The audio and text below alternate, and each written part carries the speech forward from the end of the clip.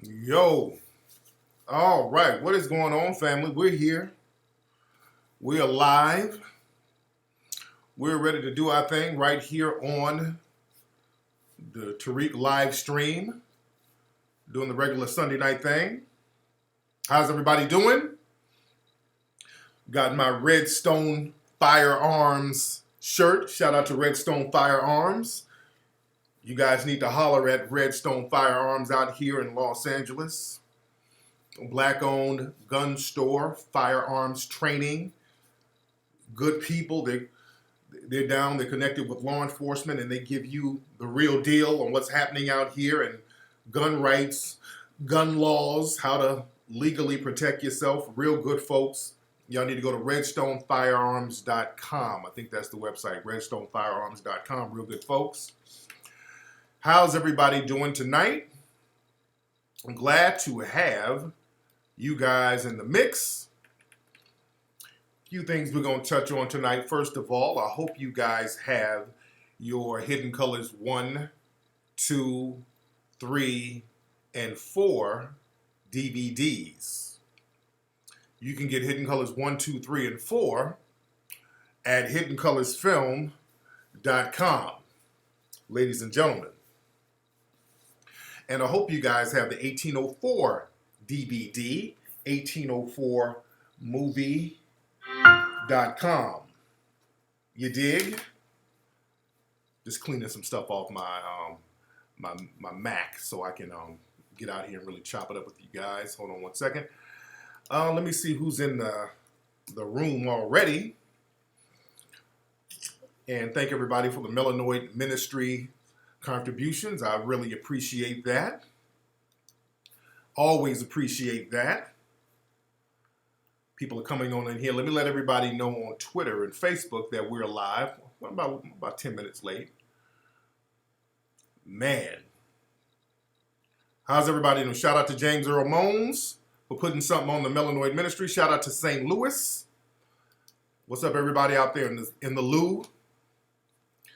All right, let me let everybody know on Twitter, excuse me, that we're live right now.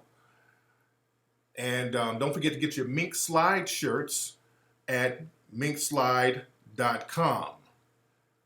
Minkslide.com. What is this video? Minkslide.com. I'm looking at this video. This white lady got arrested for assault, for assaulting these black women who were in the military.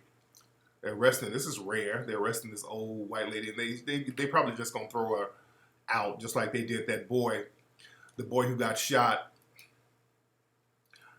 was shot at up there in Michigan, and they arrested the suspected white supremacist who shot at him and gave him that low-ass $50,000 bail. Hold on, join me live right now. Man. Oh. Hold on.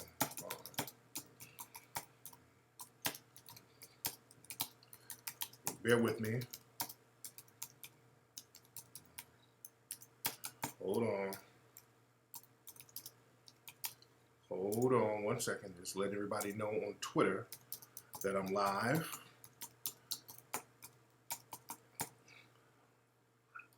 I should have all this stuff ready, but you know, it is what it is. All right. That dude died, R. Lee Ermey. He died. He was an actor. He was funny. I liked him. He always played the drill sergeant. He's played in a whole bunch of movies, but his character is real funny. This hard-edge drill sergeant. He always played that character in all his movies, and he was a pretty funny dude. So that guy died. So R.I.P. to him. He's a white dude, so we can do an R.I.P. to some white cats. All right. All right. All right, so now we're in the house. I'll let social media know that we're here. All right. We are here. We're ready to do our thing. All right. Hold on one second. All right. Shout out to some chick named Star. Shout out to Star. A lot of chicks named Star usually are narrow-ass women. Every chick I know whose name was Star, they always had a little narrow ass. And not saying that you do, some chick named Star, but for some reason, all the women I know named Star. Asses are very narrow. Star is the name for narrow-assed women. Mink Slide's getting play in Memphis. Shout out to Memphis. Man, Mink Slide is getting played worldwide. Mink Slide is getting played worldwide. Oh, Ermi was an NRA board member and a Trump supporter? Well, fuck him then. All right, I take all that shit back. I liked him as a character, but shit, if he's an NRA dude and a Trump supporter, everything I just said about that nigga, I take it all back. You see how I can flip-flop at the drop of a dime? That's how it works with me. I didn't know that. That I didn't know. Well, fuck him. All right? See, just like that.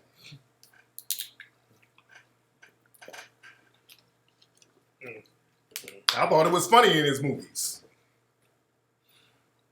I thought it was cool. Just found out he ain't cool, fuck him. That's how we gotta be. I'm just like that. Fuck him. Fuck him now.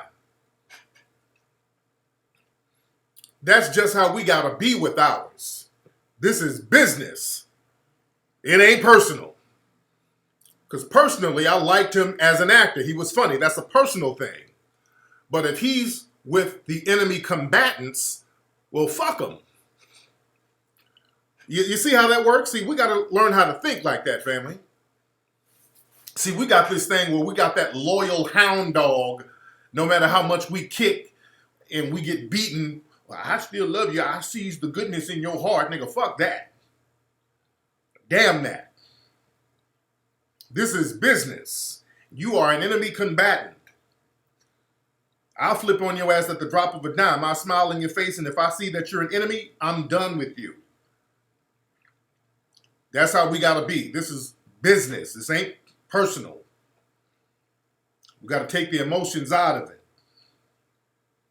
Because when they deal with us, it becomes business.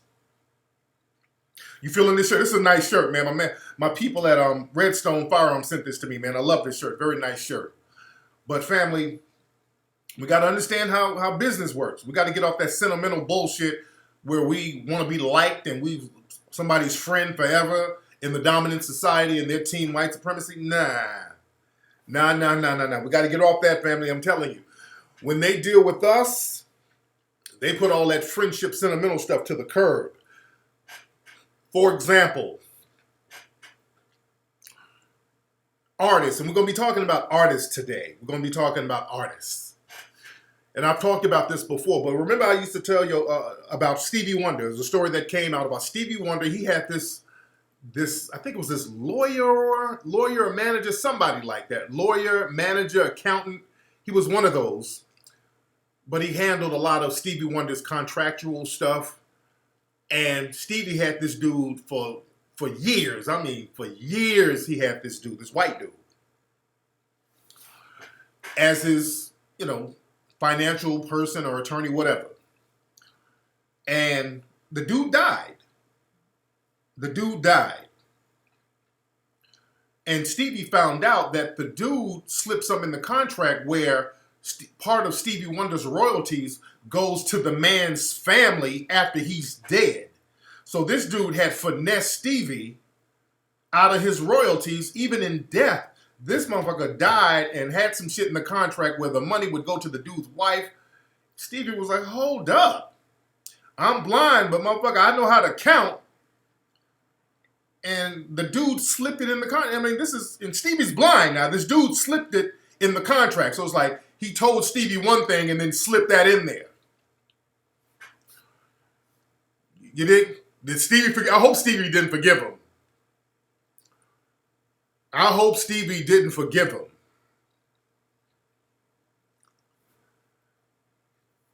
Even Jerry Heller, but Jerry Heller was a snake when he was alive, though.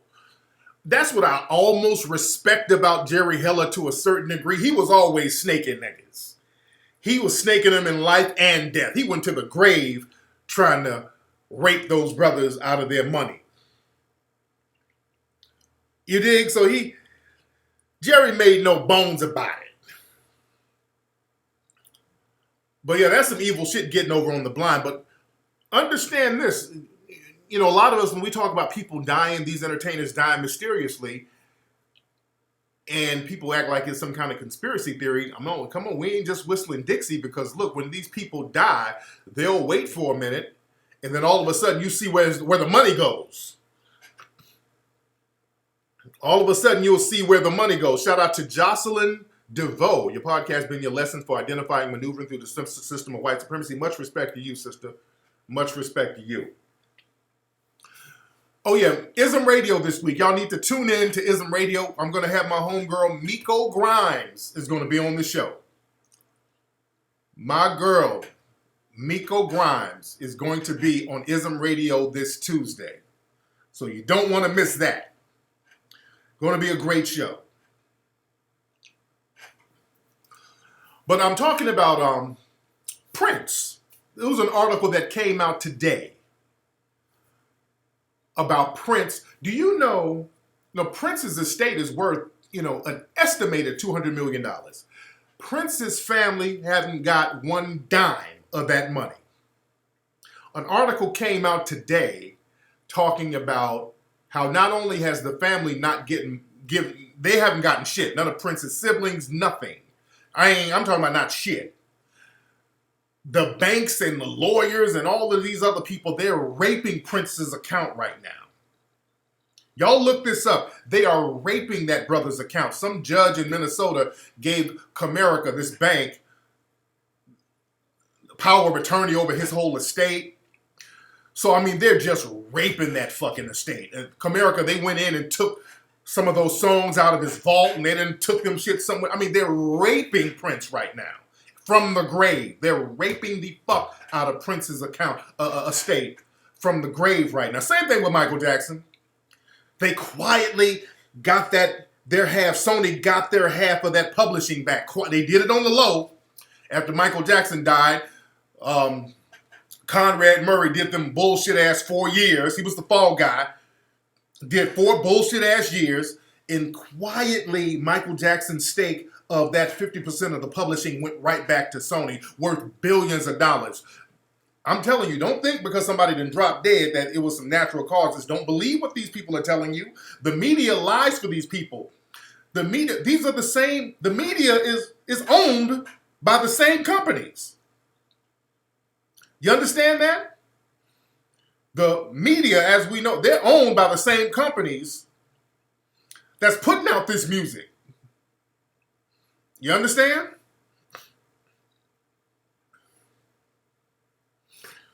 So they got Prince out of the way because Prince was a shrewd businessman. Prince was like, you ain't fucking me out my paper.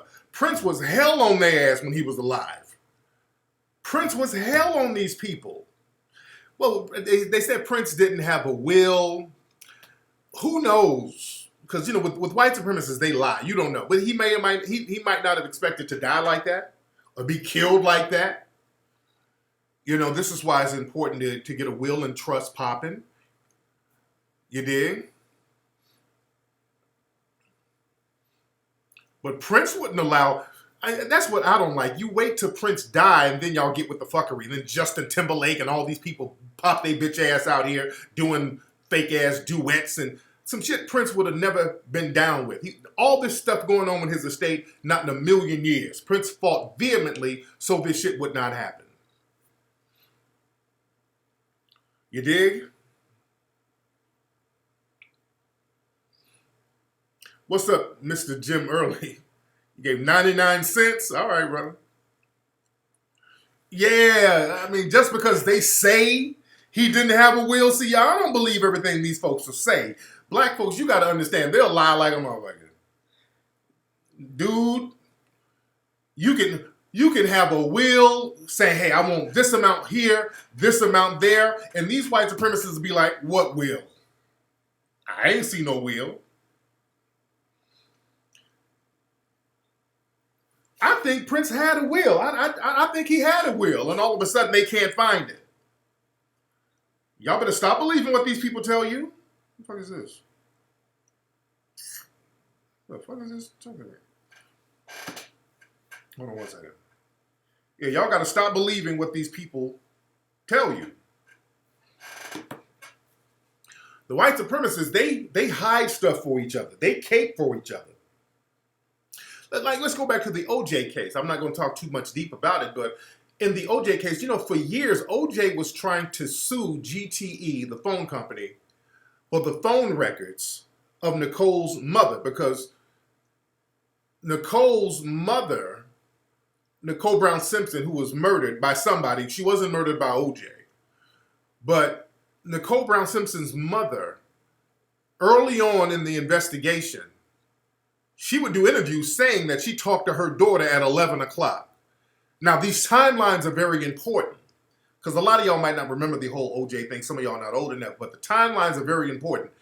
And the mother was like, yeah, I talked to my daughter at 11 o'clock. So later on, they had to change that because that wouldn't have fit with the murder timeline with OJ. Yeah, the brother who wrote that book, Double Cross for Blood, talks about GTE not complying with the phone record requests. They've been hell about not giving up that damn phone record because that's going to reveal the truth. And they know there's money in the OJ business.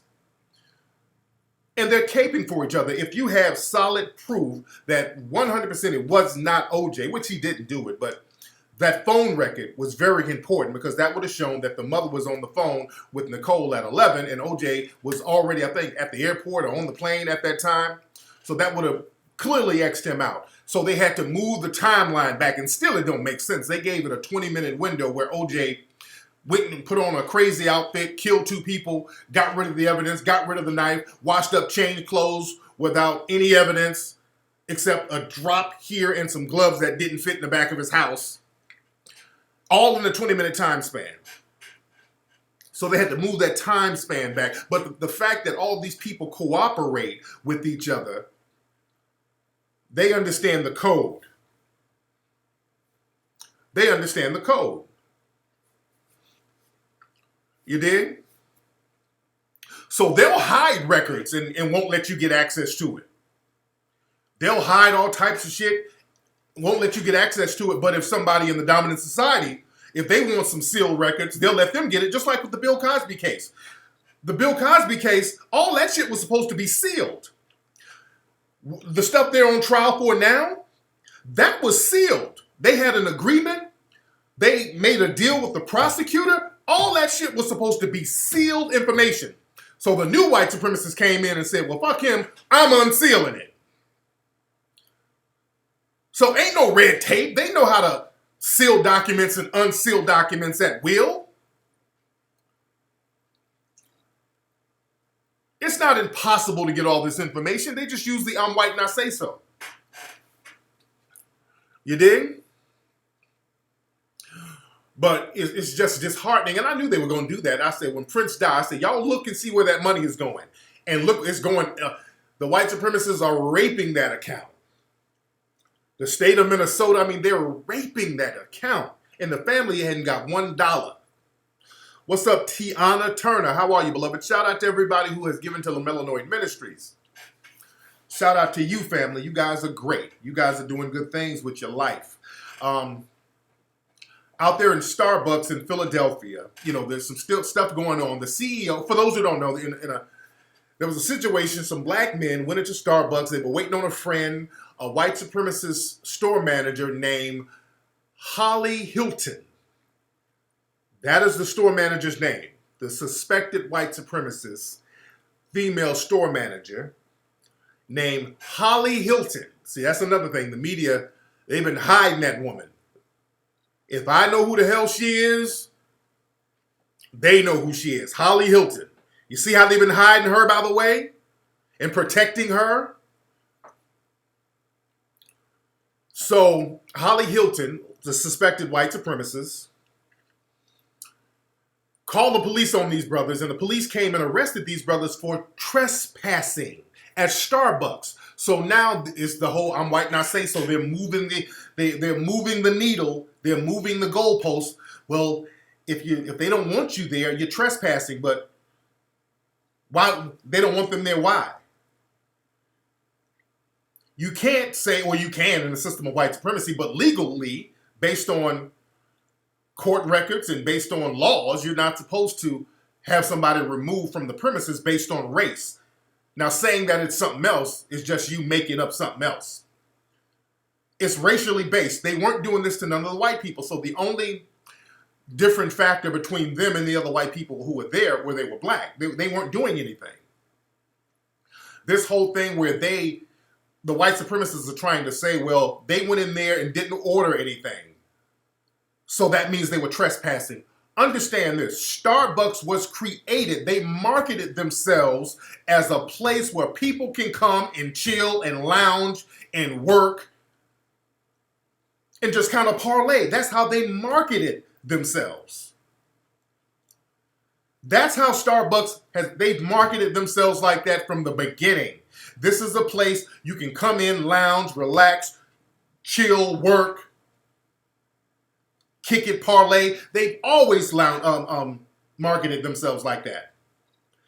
But with black folks, now it's trespassing. Bullshit. It's racial. And they know it. They know it. Now, Kevin Hart, and somebody mentioned Kevin Hart, and Kevin Hart is from Philly, and I don't know if Kevin Hart has some kind of deal with Starbucks. With Kevin Hart, let me read his tweet. Let me read Kevin Hart's tweet. Hold on. Let me read it word for word. Hold on. Let me read Kevin's tweet. All right. Kevin's tweet was... Hold on one second. He said... don't make this... He was saying, make this situation right. Now, he said something else before that. He said, okay. Okay, now he kind of switched some sway. This is what he said. Let's make one thing clear. This is not a boycott Starbucks situation. This is horrible management. The manager on duty was wrong. It's that simple. That's who need to take responsibility for this wrongdoing. Now, I respectfully disagree with our brother. Because the thing is, Starbucks, they have not fired that woman. They have not fired that woman. Now, if they had fired her, I could go with that. But they have not fired that woman. The CEO, he put out a statement. It wasn't, hey, this chick is fired.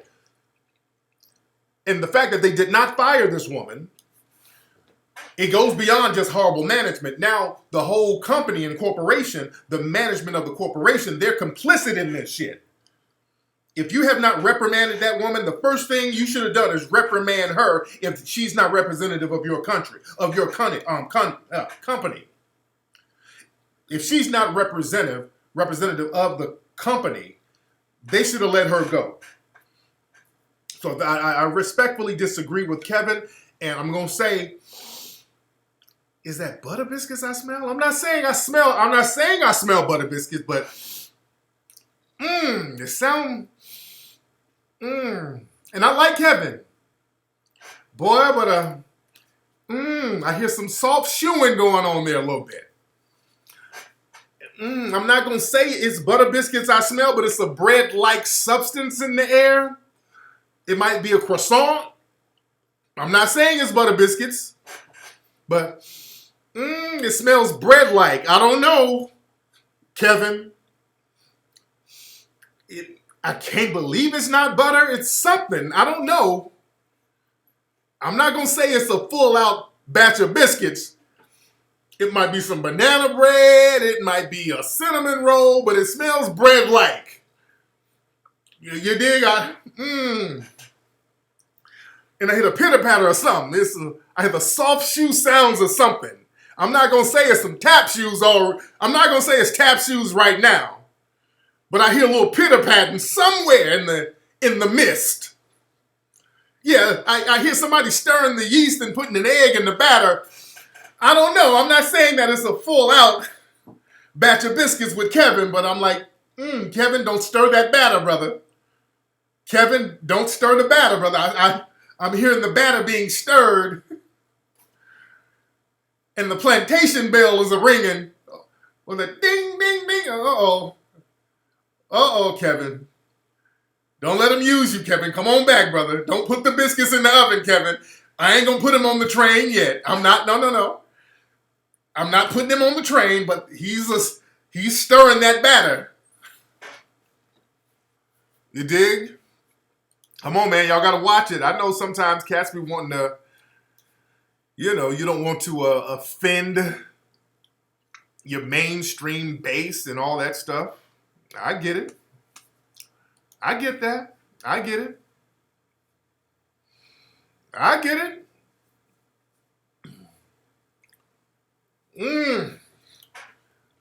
All right. Well, I'm giving Kevin the benefit of the doubt. No. So he's sifting the flour. I'm giving him the benefit of the, I'm not throwing him out there. I'm not throwing him under the bus. You know, it might be a croissant, you know. Oh, damn. It might be a dinner roll, not a full-out biscuit. It might be a dinner roll we smelling. But there's bread in the air, though. You know, I hear the oven is being preheated. You dig? All right, Kevin. Don't walk that line, Kevin. Oh, Kevin, don't walk that line, brother. Oh, Kevin, please, brother, don't walk that line. Don't start talking that talk, brother. You know, because I like him. I like Kevin. Kevin is a funny dude. But, man, Kevin, don't do it, brother. If you're listening, Kevin, don't do that, brother. Just don't do that. Is it some hot water coon bread? Oh, Lord. Man. Shout out to Kevin Hart, though, brother. But did y'all see Iyanla last night? Fix My Life. She had Hazel E from Love and Hip Hop LA on there, and it was hilarious. What's very funny, Hazel E was in. And I knew Hazel from back in the day. I knew her when her name was Erica. She's a hella cool chick. Erica, I haven't talked to her in years, but Hazel, she's a real cool chick. Cool chick. But the whole show was about, like, colorism, like, how hard it was being light-skinned. I'm like, Erica, she ain't really light-skinned like that. I mean, I knew her back in the day. She was, like, my color, darker than me. So all this growing up, it was so hard being light. I'm like, what the fuck are they talking about? What is this shit? Oh, okay. They were really reaching, you know, to get a storyline going on with that whole thing. But it was funny, because, you know, and Iyanla follows me on Twitter. I follow Iyanla, and I love Iyanla to life. But Iyanla kept trying to compare Hazel E's rap lyrics and try to correlate them to significant black women activists in history. And I'm like, ooh, boy, this is such a damn reach. Now, Hazel E's mother looked very good. Her mother was like 54 years old. Her mother looks real good. Dude, Hazel E is my color, dude. I'm telling you. I don't know where all that, I grew up light-skinned. It was just so, what the fuck you talking about? Okay. All right. But what was funny was Iyanla, where were they? Were they at like some kind of museum or something? And they had all these pictures of all of these black women icons. And, you know, Sister Iyanla, and I love you, Iyanla, but Iyanla has, I guess for TV, you got to make it extra dramatic. And you're like, Hazel, read your lyrics. Stand right here. Look at that picture and read your lyrics. As I pop my pussy, spread my pussy, pop my pussy and spread my pussy. You know who had to spread their pussy? Harriet Tubman. I'm like, what? Okay. All right. Boy, that's a hell of... okay. All right. Okay, this ain't really the right context. Yeah, this is a person from Love and Hip Hop. This ain't, you know. Like, read your lyrics. Read them, beloved. Read your lyrics right now, beloved. I'm going to back it up. Don't be ashamed. Read your lyrics. I'm going to back it up so you can smack that. And these lyrics were so nursery rhymey. I'm like, these lyrics are so elementary.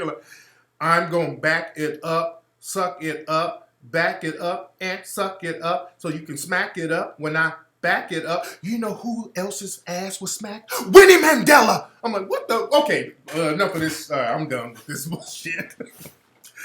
I said, I'm done. Let me change the channel on this shit. Lord.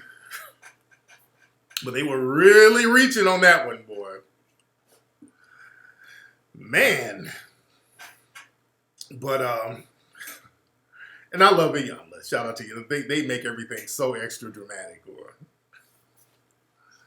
My Lord. My Lord. They fired the Starbucks manager? All right, let me see. All right.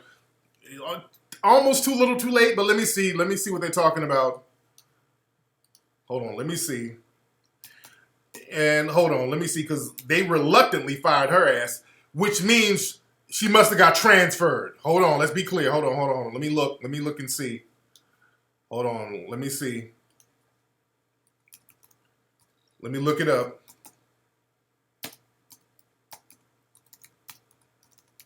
All right, let me see if they fired Holly. Okay. I don't see nothing yet. Hold on. Okay, I don't see nothing. I don't see nothing about her being fired yet. To the manager's. Okay, I don't see anything about her being fired.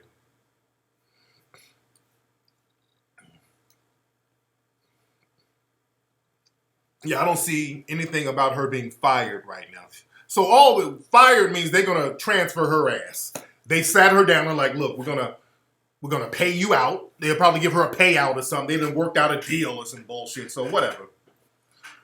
That should have been the first thing they said. Yeah, I don't see anything. So I don't see anything about her being fired. So I don't know.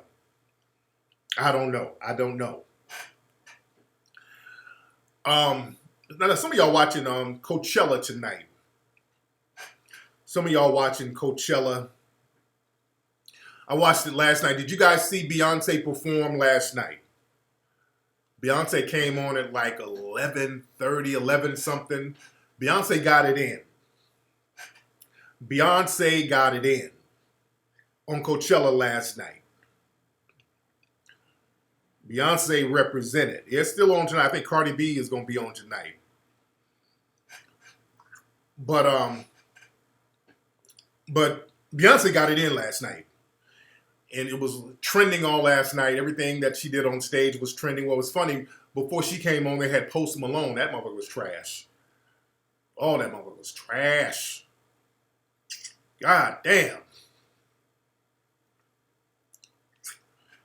But I don't play Fortnite. I keep hearing people talk about that Fortnite thing. I got to look into that. Is that some nigga nerd shit? What is that?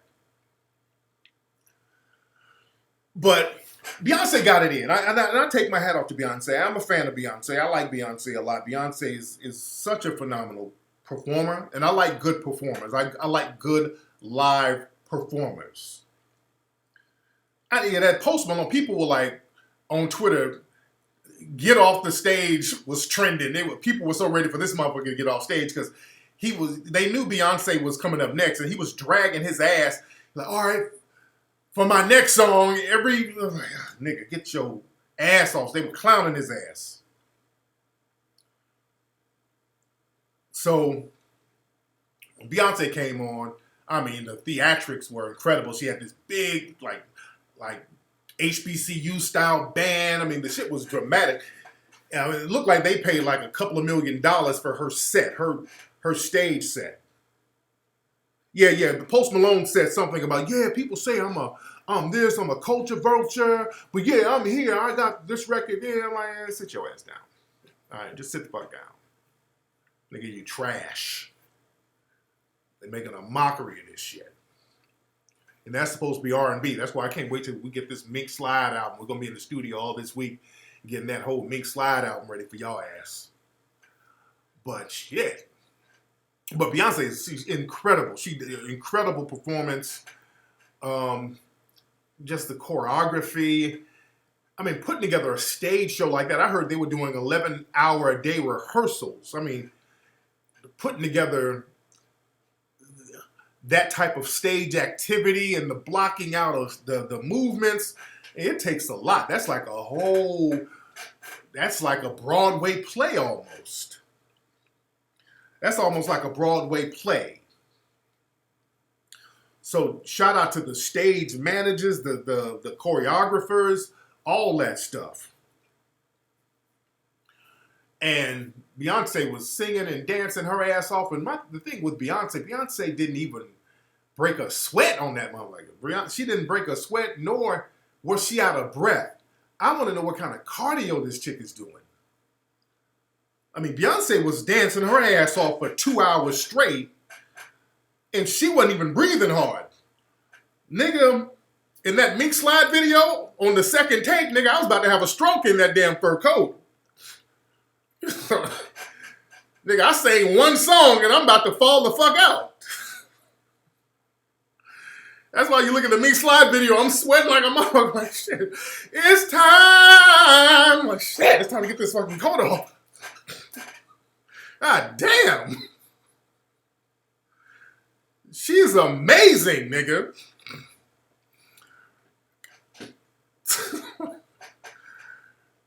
No, some of that shit she was singing live. But this woman was not breaking a damn sweat for 2 hours, man. She wasn't breathing hard. I mean, she was dancing her little old ass off. I'm like, what kind of cardio is she doing? I gotta do that. Damn. See, I gotta do the Beyonce cardio. I mean, this woman done had twins. Beyonce is a damn super chick. No wonder she get the big dollar. She deserves all of that shit, man. That woman just had twins. And on stage, getting it. Choreography, I mean, getting it. She's doing the vegan thing too? Okay, that's it. Nigga, she was so precise. She was doing different choreography sets and then go down and change clothes. She had different colored nails. I'm like, damn. It's a badass motherfucker right here. She did a fingernail change. I'm like, god damn.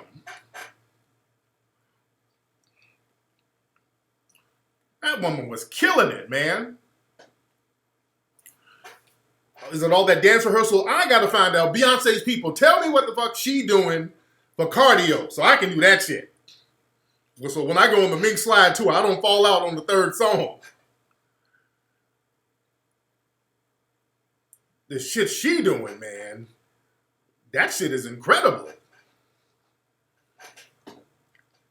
And there's no other female performer ever as tight as Beyonce. I know I'm sounding like a Beyonce stan, but there's no other female performer more thorough than her, man. None, ever. Name one. In the history of female performers, nobody's ever as thorough as her. You can't hate on her. I mean, she has all three popping. Looks. She looks very good. If she couldn't sing or dance, she'd still be fly. She got the looks. She can sing. That's some people who try to say she can't sing. That's bullshit. Beyonce is a very good singer. She got the looks. She can sing. And she can dance like a motherfucker, too. And she can, and Janet Jackson is the shit, too. Janet Jackson looks good. Janet dance her ass off. But Janet don't have the vocals as Beyonce. All right? Janet. All right, Tina's close. Tina Turner's close. Tina's close. All right, y'all. Tina's close. Whitney Houston, no. Whitney Houston got the vocals. Whitney Houston was cute. Whitney Houston couldn't dance for shit, though. Whitney Houston couldn't dance. No, Tina's close. I like Tina's close, but Beyonce got her. Beyonce was finer. Beyonce is finer, looks-wise. I'm talking about all three popping. Tina is close. I will give y'all that. Tina is close. I think it said Mary J. Blige. Now, Janet got the looks. Janet got the dancing. But Beyonce got her on the vocals. You dig? Oh, Sierra's a great dancer. Sierra looks good. But Beyonce got her on the vocals. I'm talking about all three. You got to have all three popping. All three. Y'all find somebody who might have 2 out of 3, but not all 3. Rihanna's Rihanna's cute. Rihanna can sing. Her vocals ain't on Beyonce's level. And her dancing ain't on Beyonce's level. Come on, nigga saying Jodie Watley. Stop. Ain't nobody fucking with Beyonce ever like that. Nobody. Tina comes close. Tina Turner comes close. Ain't nobody fucking with Beyonce, dude. Mariah Carey, not even close. Can Mariah even sing anymore? Shit, Mariah go out there be hitting these wrong notes, and she'll just give up. So, I gotta go. Bye, lambs. She's like, Mariah Carey just quit in the middle of the damn concert. What's up, Nigel Sims, with your $2 sending ass? Shout out to Nigel. No, but Janet is the shit. I ain't taking nothing away from Janet, but as far as just an all-out, you got all three things popping, Beyonce's ass. And they brought, now Beyonce was performing, she brought Jay out. Jay did his thing. Now the audience, that audience was kind of dead to me. That audience looked like, I don't know if they were overwhelmed, but that Coachella audience, these are some gluten-free granola bar ass motherfuckers. So I don't know if they could appreciate what was happening, but the audience, I felt they could have been more hyped. You dig? I don't know if, it was late. You dig? If that was an urban audience, I think they would have really, really appreciated it more. The energy would have been really on fleek. But that audience was dry as fuck to me, man. Man, they were dry. Yeah, that tofu eating ass audience, man. They were, it was, but it was late, That's probably why Beyonce was telling people, hey, y'all tune in at 11. I need the real, the people who's fucking with me to tune in at 11. It might have been the audio, who knows? Who knows? But it was late. Everybody was probably high. What's up, Dark Side 90? Shout out to Dark Side 90. Yeah, Ola, that audience looked confused, man.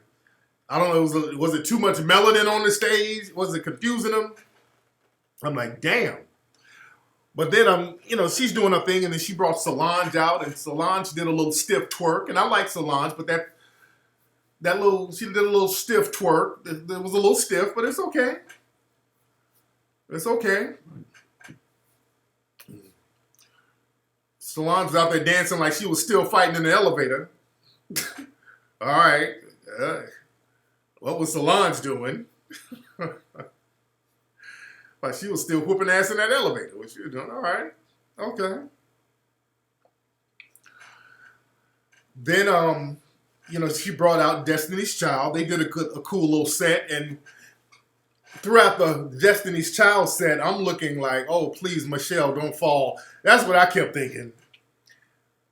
Michelle's clumsy ass. Michelle, she used to fall down every 5 fucking minutes. And I'm like, please don't fall. And she had her little, if Jesus say yes, nobody can say no, kitten heels on. And those, I'm like, please don't trip in these fucking kitten heels. And Michelle started crip walking and shit. I was like, oh, Lord, please don't let this woman fall on Coachella. Please don't let her fall and fuck it all up for everybody. Leave Michelle alone. You were thinking that shit too. Don't tell me you weren't thinking, oh, don't fall, Michelle. Michelle was about the clumsiest motherfucker in entertainment. She fell down every time they went somewhere. Her ass falling down. Please don't fall down and fuck up everything.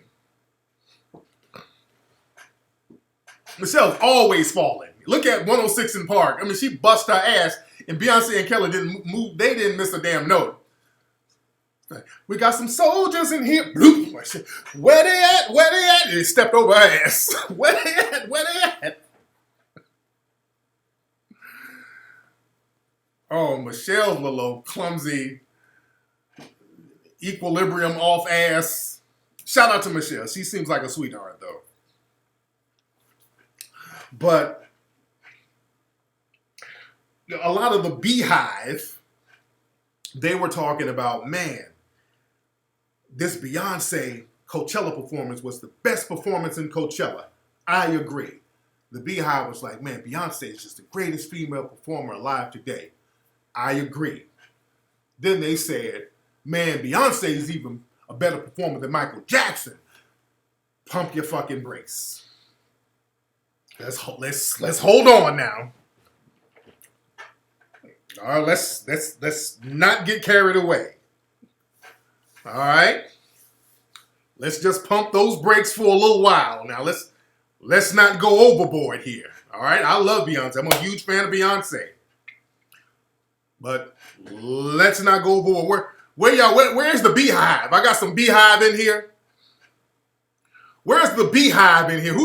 Where's the beehive who thinks that Beyonce is a better performer than Michael Jackson? Because they were talking that bullshit on Twitter. Where's the beehive? I ain't about to play games with y'all little old 90s babies with that bullshit. Y'all 90s babies with y'all little soy milk drinking asses talking that dumb shit. I'm about to throw the elder card on your ass. Don't play no games up in here. This is when you got to make a motherfucker sit down. Go sit down over there at the kid table talking that bullshit. Now you being disrespectful around grown folks. You little niggas born in 91, 92, grew up eating Hot Pockets and microwave burritos and shit. Sit y'all asses down playing games. Now y'all being blasphemous. All right? Sit y'all ass down. Y'all get to talking crazy. I got to throw the elder card on your ass. This is grown folks talking. Sit your ass down. What y'all talking about? Out your damn mind. Now, Beyonce is the shit, nigga, but Michael? Come on now. Now, Beyonce is the baddest female performer. But Michael? No, please. Nigga, understand, one of Michael's albums sold more than her entitled catalog and the entitled catalog of most artists. And that's not a slight on Beyonce. Shit, Michael Jackson was a beast performance-wise. In his prime, I mean, some of y'all not old enough to remember the Victory Tour, the Dangerous Tour. Y'all don't understand. Y'all don't understand. Michael Jackson would wear these audiences out, nigga. Michael Jackson, that iconic intro, that nigga he did an intro, he was in Bucharest somewhere, where it was quiet and whatever, there was an explosion, that nigga exploded out the ground and landed on stage and stood there for like 90 seconds, he was like, boom, boom, and just stood there. Nigga, the entire front row fainted. He killed their ass, right there. Nigga, just that intro killed the game. He fucked them up. Nigga, Michael was wearing them audiences out, nigga. He had motherfuckers on stretchers. Nigga, it was like a terrorist attack. He was wearing their ass out on that stage, man. Niggas had oxygen masks on, singing on a stretcher. Be there! Be there! No, I want to be the Niggas was getting fucked up watching Michael. He was wearing their asses out, dude. Michael was on another level wearing their ass out. Shit. Michael took that shit to a whole different level with those performances, man. That shit was like, bam. Niggas would faint the minute he come out. They had to watch the rest of the concert in the damn emergency room with an IV in your arm. You went, if they say why, tell them that is human nature. He fucking you up. He fucking up your health. He was killing the game so hard, man. Ain't nobody done that like Michael did. Michael was fucking the audience up. He was killing the game, man. Man. Motown 25? That's when Michael really... That Motown 25 nigga just changed the whole game. Michael said, everybody get off stage. Back the fuck up. Michael got on stage by himself. That's the thing. And I love Beyonce. Beyonce, she's a talented person. But, Beyonce has the whole theatrics. And, there's bands and jugglers and firefighters and shit on stage, which is cool. It's fine. But Michael said, look, this is how fly Michael was. He like, look, I got all the pyrotechnics and all the I got Bubbles over there playing the drum. But look, everybody get the fuck off the stage. Everybody. And give me that mic and a spotlight. And kill that fucking shit. That nigga put that Billie Jean on. And people, oh shit, niggas, buff ass niggas, Billie Jean, oh shit. Niggas just fall the fuck out. And it's just him on stage grooving. Him and a microphone and a spotlight. Fuck all the pyrotechnics. It's me and this microphone and the spotlight. And I'm about to wear you niggas out. That nigga hit that moonwalk on your ass. They start having heat strokes in the balcony. Like, oh shit. Did you see that? Goddamn. 911.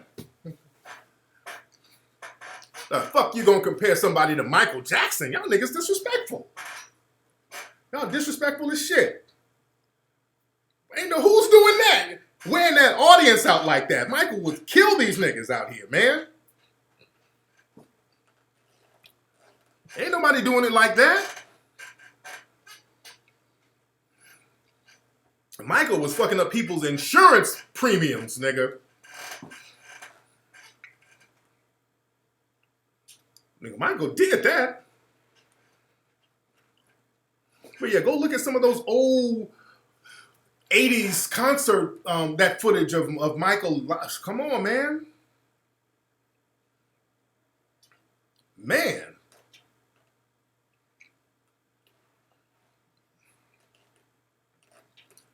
Yeah, nobody can touch that. So yeah, y'all need to know y'all music history. Because a lot of y'all don't get to see some of that old footage from the 80s. You know, because a lot of y'all were born 91, 92, you dig? So what, Adonna, you said Michael had you crying back in the day? Hell yeah, Michael have niggas crying. Niggas be fighting to cry too. Niggas be up there hard-ass gangbangers and shit. With goddamn Crip and blood rags on. Niggas in the audience fighting back tears and shit. Yeah, nigga. Damn. I wanna love you. PYT for the young thing. Love and care. Niggas fighting the fucking tears back. Niggas was catching the feeling no matter how hard you were. These niggas was fighting they cry. Niggas had the gangster hat on and shit. Niggas trying to be hard. Yeah, nigga. About to go to this Michael Jackson tour, nigga. Oh, man, hell, you're gonna get some of these bitches and all that. Michael get to singing. You are the lady in my life. This the shit right here, nigga. Yeah, nigga. Man, I'm about to go get some popcorn real quick, homie. At the end of the night, the nigga take their hat off, be holding it like this. They be holding the hat under their chin, rocking and shit. Ebony and ivory. He turned a gangster into a bitch. Say Chris Brown cried when he sang Michael Jackson on BT.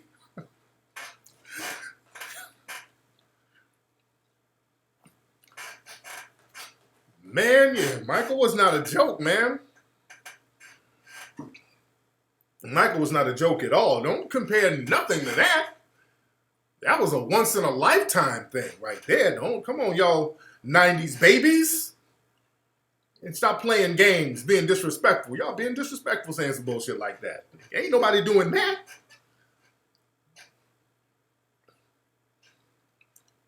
Ain't nobody doing it like that out here. We went from that's a male R&B singer to what we got, Post fucking Malone now. You did? We got Post damn Malone. That's the male R&B singer today. And Bruno is good. I like Bruno. Bruno is good. Sometimes people even try to say that Bruno is on Michael's level. And I love Bruno, but sit y'all motherfucking ass down. Y'all can sit the fuck down with that too. No. Come on now. Y'all niggas are playing too much.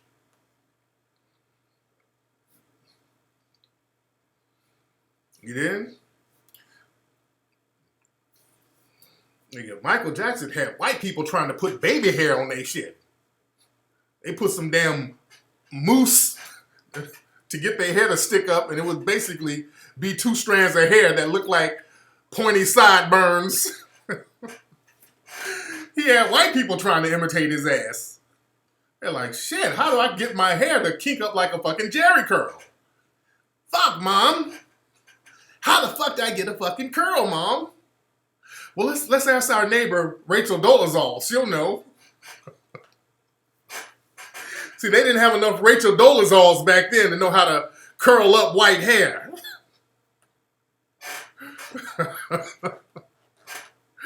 The white people were trying to get that damn Jerry curl back. Some of them did. They didn't know how to get that Jerry curl back then. They kind of wet it.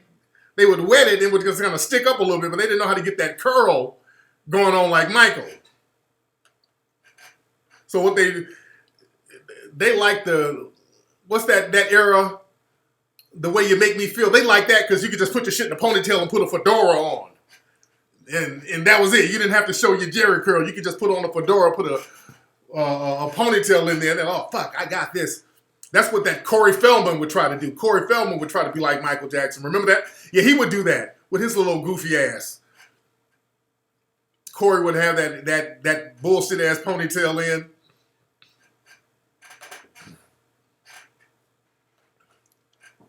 Man.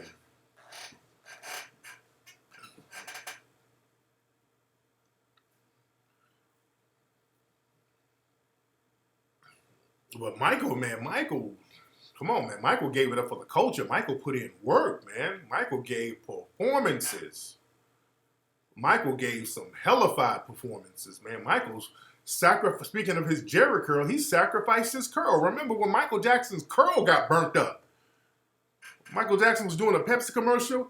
He burned 35% of his curl. Trying to give it up for the family, man. Trying to do it for the culture. He burnt his damn curl up. You dig?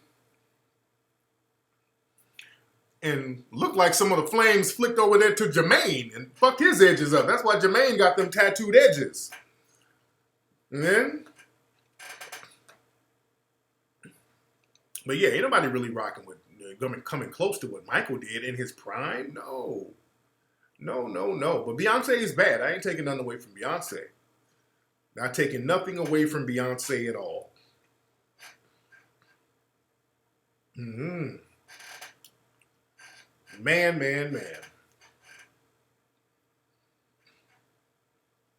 Jermaine looks like the Tin Man. Hilarious.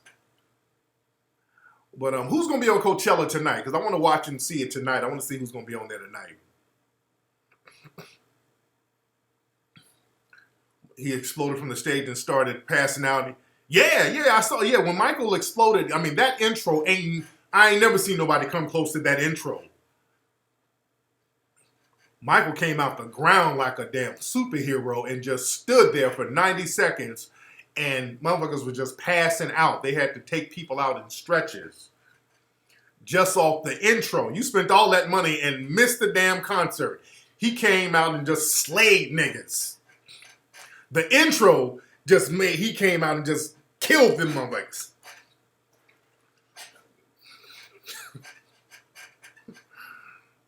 I mean, motherfuckers coming out in stretches. Fucked up. They were having seizures coming out them concerts, man. Motherfuckers laying in a stretcher. You still in a stretcher with the music playing in the back. You eating popcorn on your way to the hospital. Shit. God damn, it was tired. Did you see the intro?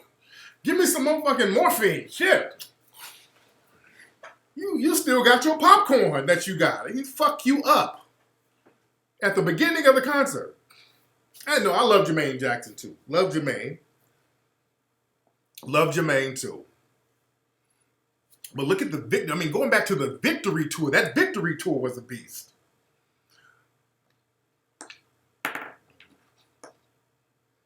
But Michael, I remember that Motown 25, man, that killed the game. When he was like, look, I love performing with my brothers, but sometimes I got to do things by myself, and just got on stage by himself and killed that shit. and changed the game. He just made all other musicians irrelevant. Who got shot 30 times, King Machiavelli? Somebody got shot 30 times? Where was this, Machiavelli?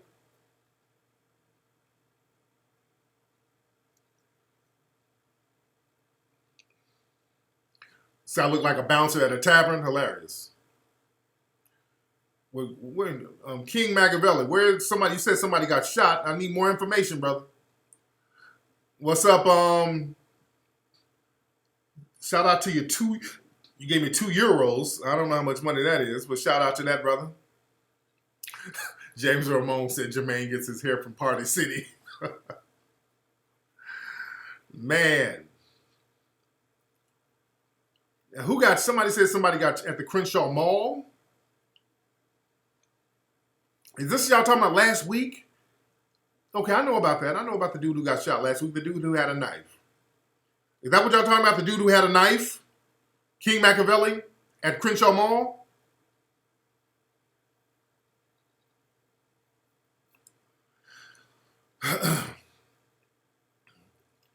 Okay, I know about that. Yeah, I know about that. That happened last week, right? Or the week before. Of African Americans. No, today? Okay, where today? Where? Y'all got to talk to me. Everybody, people stop throwing out misinformation. Okay, there was a shooting today. What city? Y'all got to give me a city. Let me know. At Walmart. What city? What city? Boy, y'all gotta, I shouldn't have to pull teeth to get information. Boy, y'all cryptic with this information. Walmart is not a city. People just keep saying Walmart. What the fuck is wrong with y'all? He got shot in the city of Walmart, nigga. It's 2 miles from Targetsville. Nigga, what city?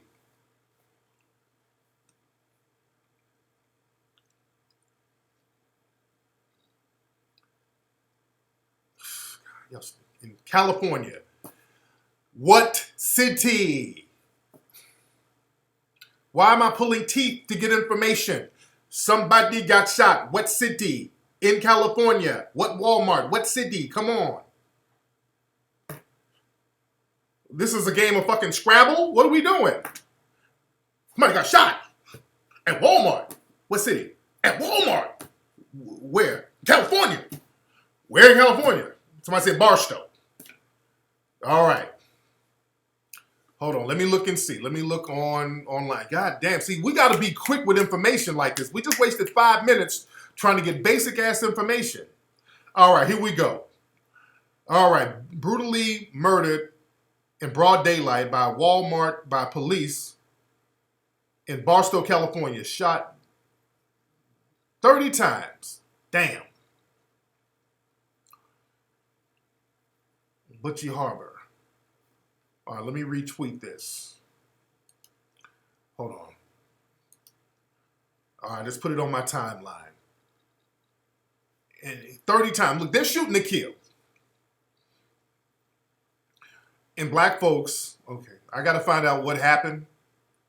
Butchie Harbor. Let me see what their excuse for shooting this brother 30 times, other than they can get away with it. And let me say this, black folks. You got to get your gun game up. Protest for Butchie Harbor 4 days. Oh, this is 4 days ago? Okay, this didn't happen today. Okay, because I see stuff that says 6 days ago. Police arrested. Hold on, where is this? Hold on. Because now I'm seeing some shit from like last week, and hold on.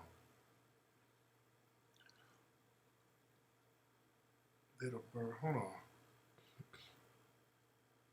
on. Lewis considered armed and dangerous. Okay, he escaped authorities after being arrested Thursday for being in possession of a firearm. Escaped as police officers scored him. Okay, he was handcuffed to lewd officer on foot. Okay, so he had an encounter for your probation. Okay, so he had an encounter with the police before, it seems. So they used that as justification to kill him this time. Okay, yeah. So yeah, it looked like a revenge killing by the police. All right, it looked like some kind of revenge killing by police.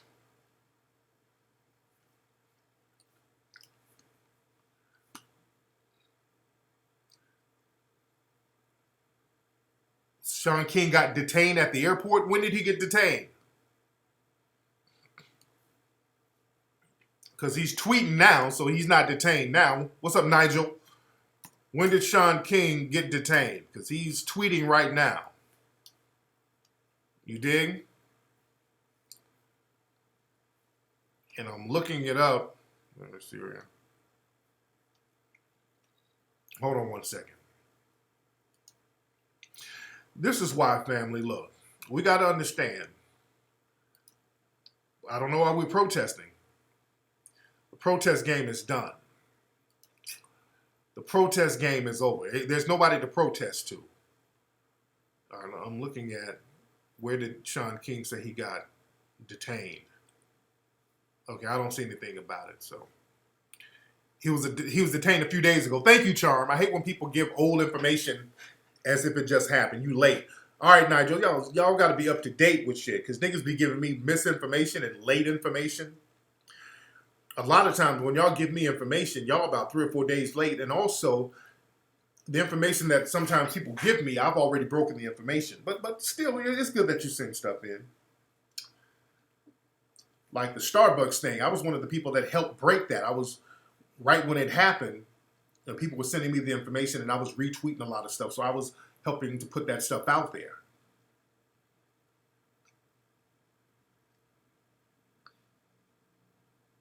What's up, brother Mazon? You say, what's an MLK conservative? I'm a conservative like Martin Luther King is a conservative. A lot of black people, and this is what they don't tell you, are conservative. We have the most conservative views. They try to play that liberal thing. There's no such thing as a liberal or conservative. If by the definition of conservative, meaning having values of work ethic and this and whatever, we're conservative. I mean, because black people, we've been here in America longer than any other group besides the English and the Native Americans, which many of us are mixed in with Native Americans too. But we've been here longer than most of these European groups. So nobody has more conservative values than us. We're conservative. We have long-standing values and traditions. You dig? So a lot of white supremacists pretend to be conservative. You understand? What's up? Shout out to the UK. It's time. I'm going to be in the UK next month, by the way. I'm going to be out there next month. I got a lecture out there, and I'm going to be promoting the Mink Slide single and album.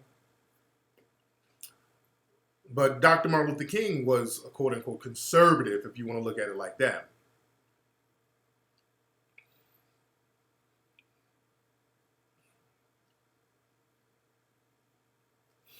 Yeah.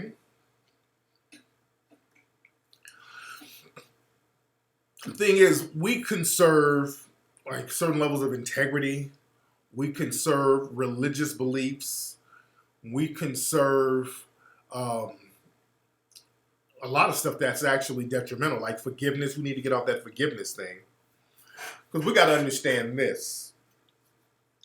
The white supremacists will change the laws or ignore the law in favor of white supremacy. White supremacy is the law of the land. And they can always trump any law with the I'm white and I say so rule. Just like what happened with the brothers in Starbucks. Now, that violates so many constitutional rights, racial discrimination, equal protection under the law. That violates a whole bunch of constitutional statutes, but they'll use the I'm white and I say so narrative. They'll use the I'm white and I say so narrative. But understand, they've always done that. They've always ignored our constitutional rights, just like with Philando Castile. He had a constitutional right to own a gun. He had a gun, he was killed for it, and he was legally murdered, and nothing happened. And the NRA, who's supposed to be a constitutional organization, they didn't do anything. Also, when black people historically had their guns taken from them, when they were legally obligated to have a gun, the NRA never stepped in. Wilmington, North Carolina, they had a very prosperous black area. In Wilmington, It was majority black. Black people were the ones in power there, actually. Black people held high political office. Black people owned a lot of the businesses in Wilmington, North Carolina in the late 1800s, and the white supremacists got together and had a coup d'etat. They took over. They had a military coup. The first time that has happened on American soil happened in Wilmington, North Carolina, where the white supremacists got together, said, fuck the Constitution, we don't care about no equal protection of the law, and just started burning down black businesses and killing black people. And the reason why they got away with it, this is very important, we're talking about that now, about Wilmington. And there's a movie, Wilmington on Fire, you need to check out. I was one of the executive producers on that film. Wilmington on Fire. But in Wilmington, this is why when you stay ready, you ain't got to get ready. Wilmington was attacked by a bunch of white supremacist militia groups. They all got together and destroyed the black area of town and took over. Literally took over the town, killed hundreds of black people, burned dozens of black businesses, and took over. Now, why was that able to happen? Well, once black people learned of the threat, which was a mistake right there. Black folks, and we have to look at certain situations like that and see what we did wrong and what we could have done right. What black people did wrong was waited until the threat became too close to them. Because once black people started to hear whispers of white people coming in there, having a riot, then black people tried to go get guns then. But all the gun shops were owned by white people. And the white people would not sell black people guns there. So black people would try to go out of state to get guns. And the white people owned the guns there too. And the white people there would send messages, hey, these black people are trying to get guns. The local white gun stores would say, hey, black people are trying to get guns, so you need to strike now. So they were tipping each other off. And black folks try to wait until the last minute to arm themselves. And you stay ready, so you ain't got to get ready. Remember what happened in Ferguson? During the Ferguson uprising with the whole Mike Brown thing, black folks were in Ferguson trying to get guns, and white gun stores were like, no, we're not selling you guns. Look that up. Black people did the same thing. Y'all wait till the last damn minute to try to clip up, and the white supremacists already on code. They're like, nope. There was another case recently. I think in North Carolina, there was a white supremacist gun store owner. The brother wanted to get a gun. The white dude was like, he filmed him. White guy said, nope, I got a right to not give you a gun, so I'm not, well, it's mine. You know, I have a right to refuse to give you a gun. I refuse to. And the guy was like, it's mine. I got a constitutional right. Well, no, I'm just not going to sell it to you. You understand? You stay ready. You ain't got to get ready.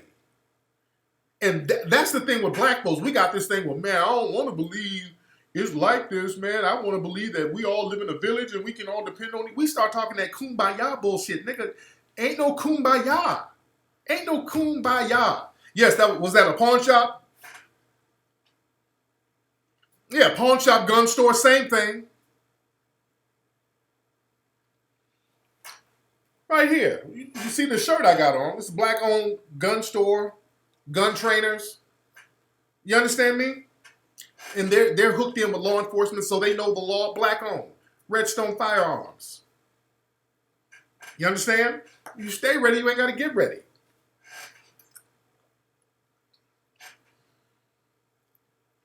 Yes, they take online orders.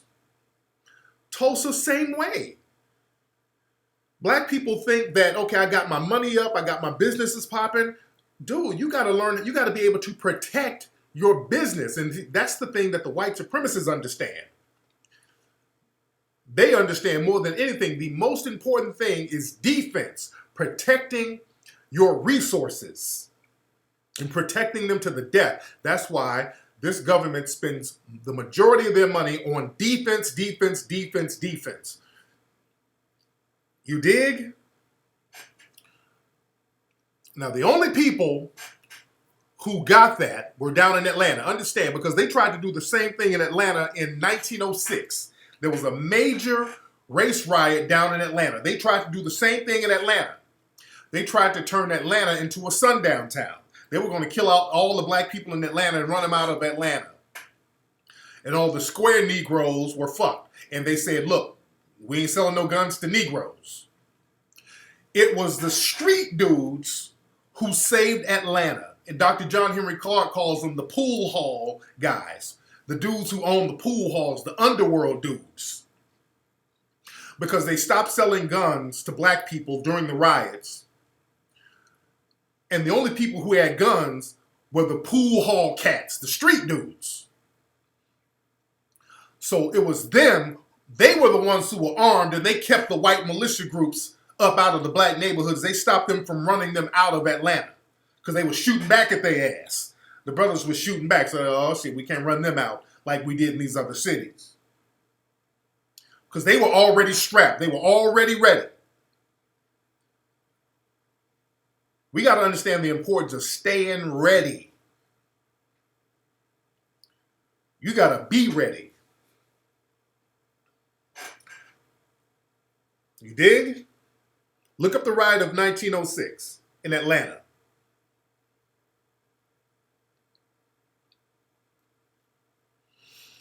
Oh, Atlanta has all types of, not Atlanta, but Georgia. You got, outside of Atlanta, nigga, Georgia is Klan country, nigga. Georgia has always been Klan country. When we think of Georgia, you think Atlanta is popping, nigga. Y'all don't understand some of the places outside of Atlanta, some of these little hick towns in Georgia. Nigga, you stepping back into Django territory in some of these places in Georgia, nigga.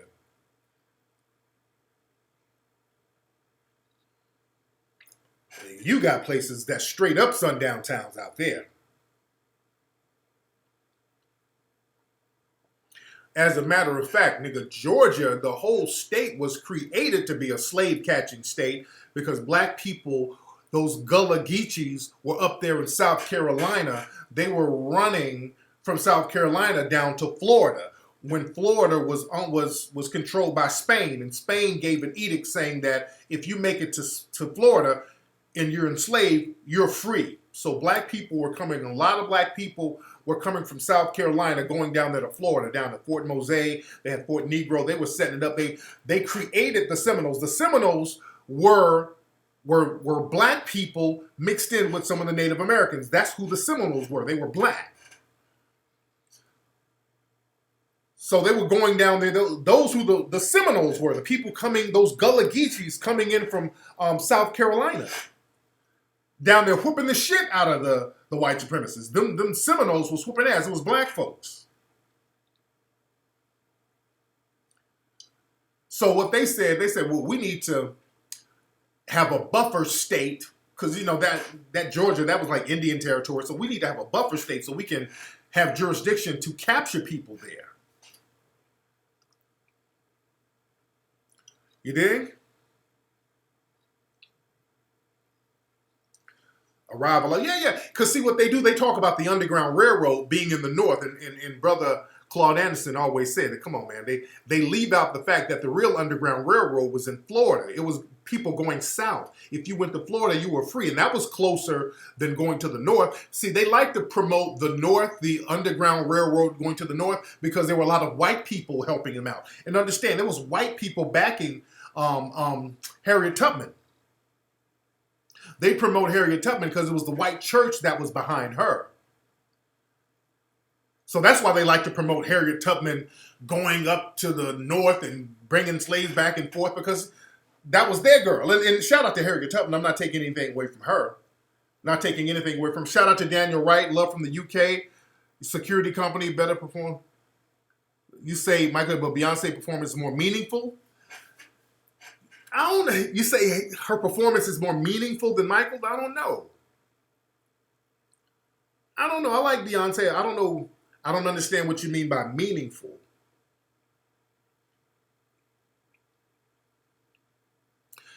Yeah, Forsyth County, nigga. Black folks couldn't even go to Forsyth County. What's up, Charm? You said there's quite a few people in South Carolina who went to the Bahamas too.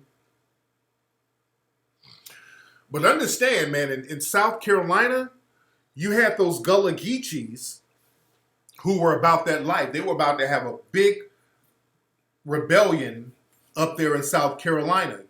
You had a lot of resistance up there in South Carolina. And you had Denmark VC.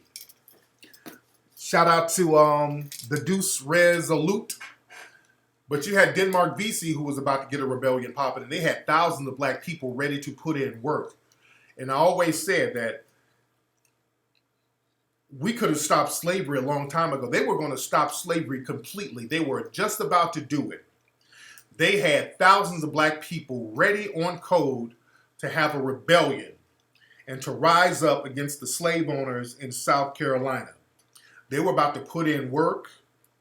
Denmark VC and those guys were about to put in work and then get something going on with Haiti. They were going to get connected with Haiti. What fucked it up, they made a mistake and told some coons about the damn rebellion.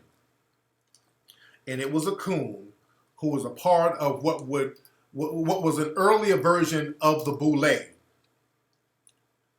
which was called the Brown Society, something like that. I forgot the name. It was the Brown something Society, where you had these mulatto coons, and they were very careful about not telling bedwenches and coons what the deal was. But somehow this coon got a hold of the information. I think some teenagers, he overheard them talking, and then they got somebody, and this coon went dry snitching and fucked it up for everybody. We don't understand how detrimental coons are. The Brown Fellowship Society, there you go, that's the name of it. Because these niggas, it was a group who was basically the precursor to the Boule. The secret society of free mulatto Negroes. They couldn't call themselves white because they weren't. And they didn't want to call themselves black, so they called themselves the Brown Fellowship. So that just shows you there was some caramel coons. So they called themselves the Brown Fellowship because they didn't want to say black. Some self-hating Negro coons who didn't want to see white daddy hurt. And these niggas fucked it up for everybody. The Brown Fellowship Society, that's exactly who they are. They were the precursor to the Boule. They were the precursor to the Boule. Because remember, a lot of those Boule dudes in Jack and Jill, that's that mulatto thing where for a long time you couldn't even be in the Boule or be a part of Jack and Jill if you didn't pass that paper bag test. They were real big on that paper bag test. Back then.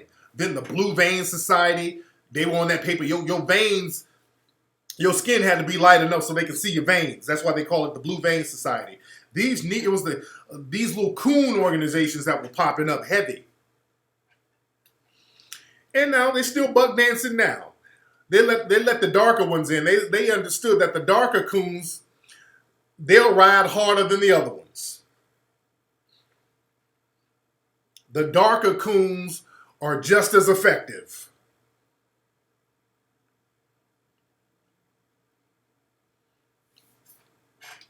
You dig? But yeah, they were about to put in work, and those coons messed it up, man.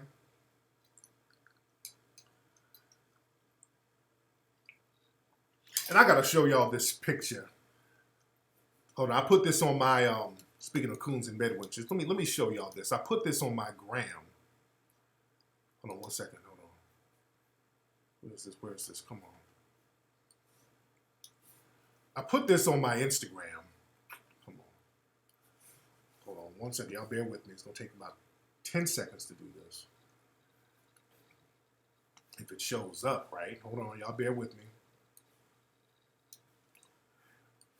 And this is how, they got bedwenches and coons starting off at a very young age now. Okay.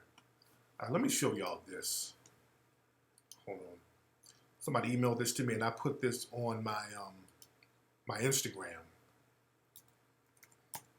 Y'all bear with me. Now this is some girl. She's a teenager. She goes to school. I don't know where she goes to school, but she has like some Asian friends or whatever. And understand, a lot of these Asian cats, these are many of them, a lot of wannabe white supremacists. A lot of them are honorary white supremacists. A lot of them are wannabes, so they're just as bad. And look at this. Look at that. So, you know how people have those little prom things? So this Asian dude, like, I wasn't able to get a real girl, so I settled for a monkey.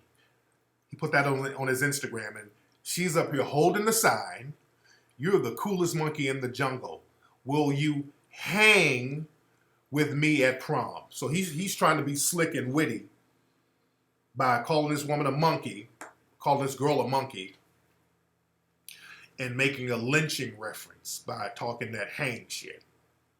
All right? And she's standing up there grinning like that shit is cute.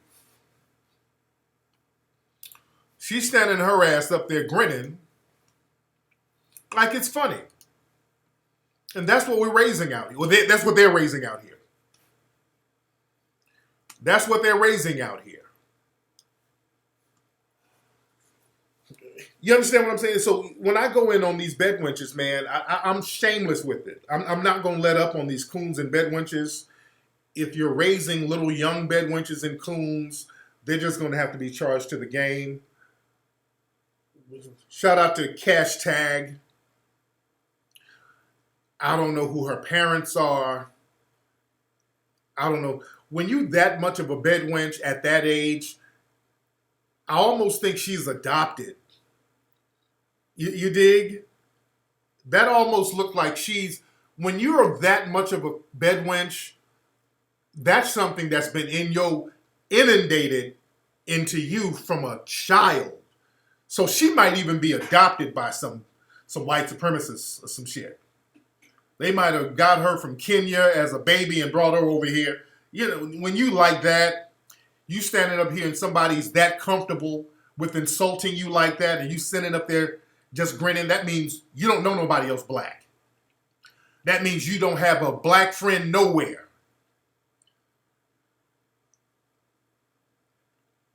Either her parents or some coons from the Caribbean or Africa.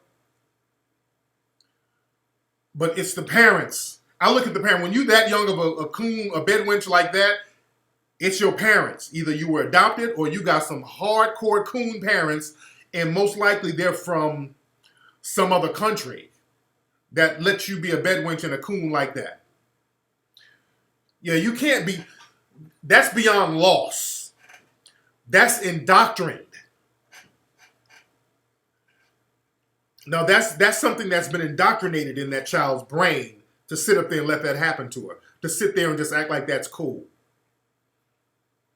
You dig?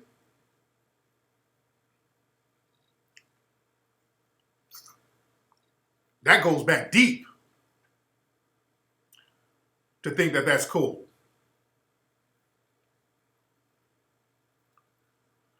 Because understand, you know, Negro, and I talked about this on my broadcast the other day, this whole denial game, we'll be in denial until the end.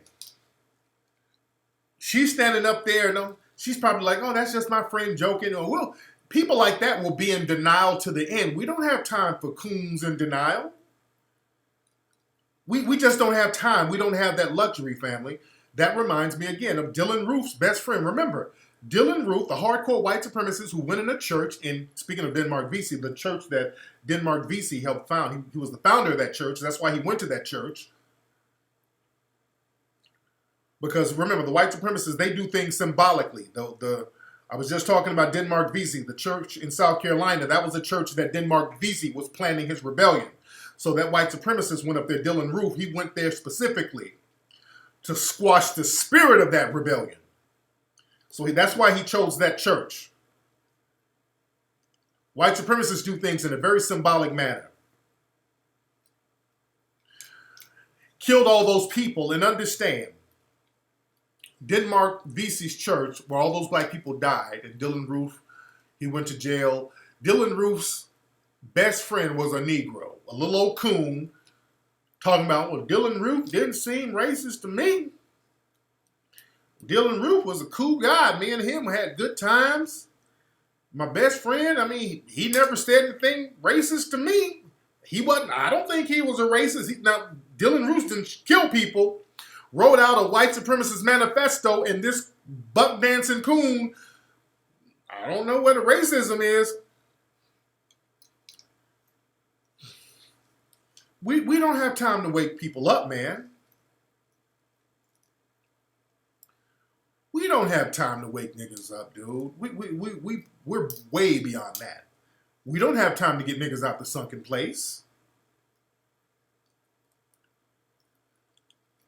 These chicks being insulted, and you know that woman, that little girl or teen, whatever, holding that sign, talking about calling her a monkey, that's a future ghetto gagger.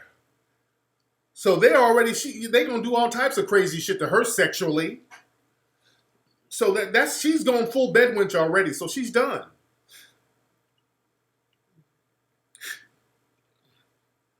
So we got to understand this. We got to stop trying to recruit people. We need to find people who are already here, who are already on point, already on code. Because black folks, and I think Bobby Hemmett did say this. He talked about how black people waste a lot of time trying to wake people up. What the hell are we trying to do that for? If there's a burning house and you're trying to say, hey, the house is burning and motherfuckers want to lay there, you need to evacuate.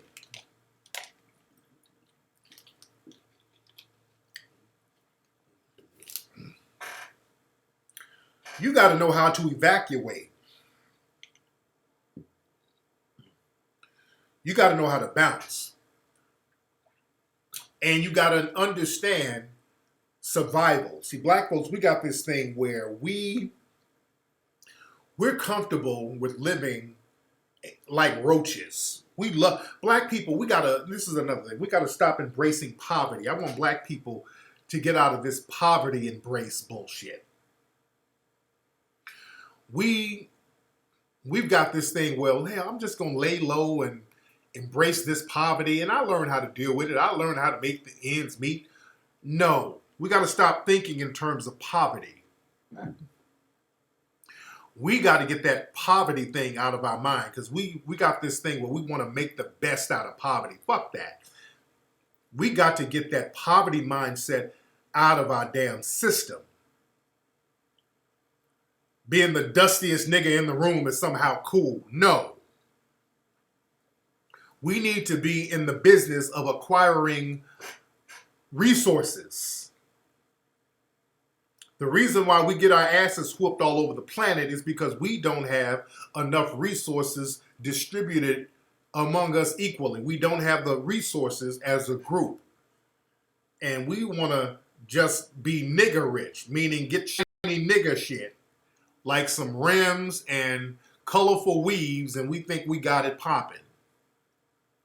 We got to be in the assets acquirement business. And we got to be thinking of assets for our children.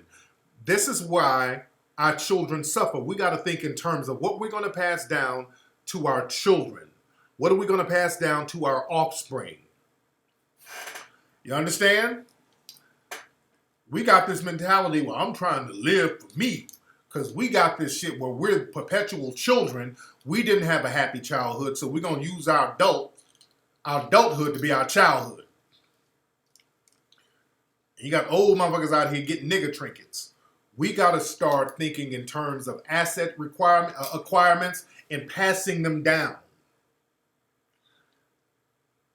We got to think in terms of passing, and this is why the white supremacists are always sabotaging wealthy black people trying to pass their resources down. We got to do it even on a small scale. We got to learn how to pass resources down. We got to learn how to create certain things that we can pass down. That's one of the reasons why I did the music thing. because if something happened to me, I got a music catalog. I already got the publishing and all that registered, all that. Because I know, look, these white supremacists could kill me any day. So I'm leaving stuff behind that will appreciate and value once I'm gone. So my children will be straight. So I got a lot of stuff, you know, my books and all that stuff that I could pass down, the publishing, and that's why I try to teach my children about holding on to the assets and property and publishing and all that stuff. You dig? You got to have life insurance too. You got to have but I try to create resources that's going to continue to be distributed. So life insurance, that's like one big payout. But if you have publishing and things like that, that can be put down and passed down into perpetuity. You understand? So we got to think like that. We're not thinking about our second generation. A lot of times black folks die. Thank you very much. Redstone Firearms. I need to get that. A lot of times black folks die and you got to put up a GoFundMe for the funeral. You can't even pay for the funeral.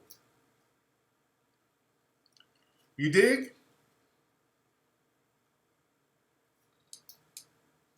That's why I think Prince did have a will somewhere. They just got that shit sealed somewhere. They just got it sealed.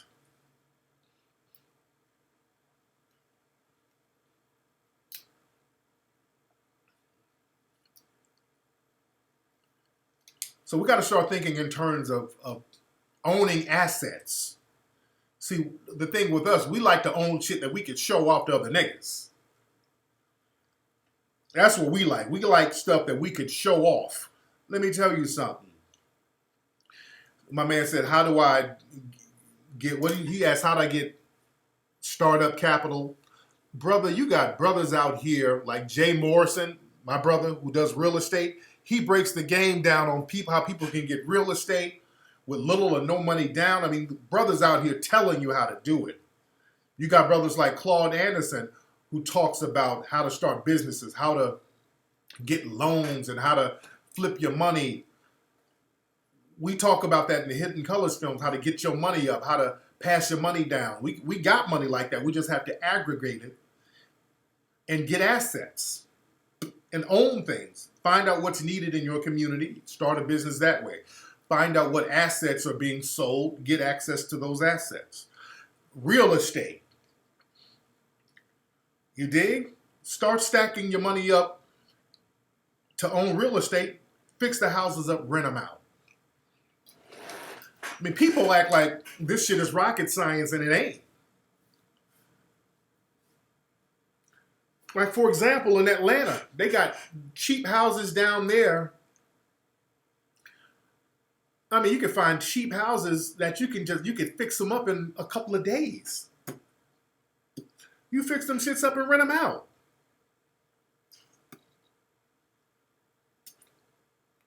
I mean, you could do that just like that. A lot of us think that it's hard work. It's not. It's really not hard. Dude, I got a house and I paid cash for it. I paid, house was a little under $100,000. One of the houses that I got down there. The houses was a little under $100,000. I bought the house, went down to Home Depot, got some folks to come fix the house up, rented it out. It's that simple.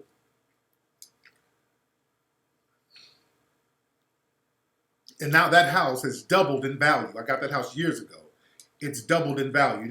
Now you got to watch your tenants because I had I hired this property management company, which I should not have done because they were kind of janky. They didn't do no background research, and they put in some trap niggas, and they went there trapping out the house. And they kind of did a little damage, so they had to go. And when I went down there to get the house cleaned up, nigga, I found like bullet shells and shit. So, all right. So now we're going to screen people from my office here. We're going to screen the people. I don't need no property manager. You dig? And I get calls from people now trying to get me to buy that house because the house is real close to downtown Atlanta. The property value is doubled at the house, and I'm not going to sell it because I do good on it. It's a steady stream of income. I ain't going to sell it. If I wanted to sell it, I'd sell it later on down the line or whatever, but it's doing good. Look up, just Google Jay Morrison. He's a real estate brother. I think Jay, he has a lot of property down there in Atlanta. Jay breaks it down. Good dude. That's my brother, man. Good dude. Talk to Jay. You got people out there giving up the game, breaking it down.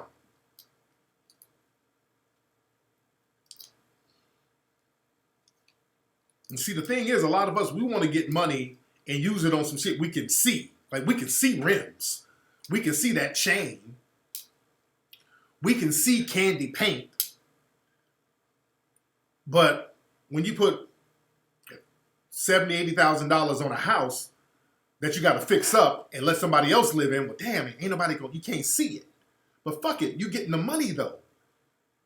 Just worry about getting a stream of income, nigga. Once you get a bunch of streams of income coming in, you good. The name of the game is asset acquirement. You got to acquire a number of assets. That's how you stack your paper. Black folks, what we do, we get a bunch of liabilities. We invest in shit that loses money. A liability loses money, assets acquires money. Understand that.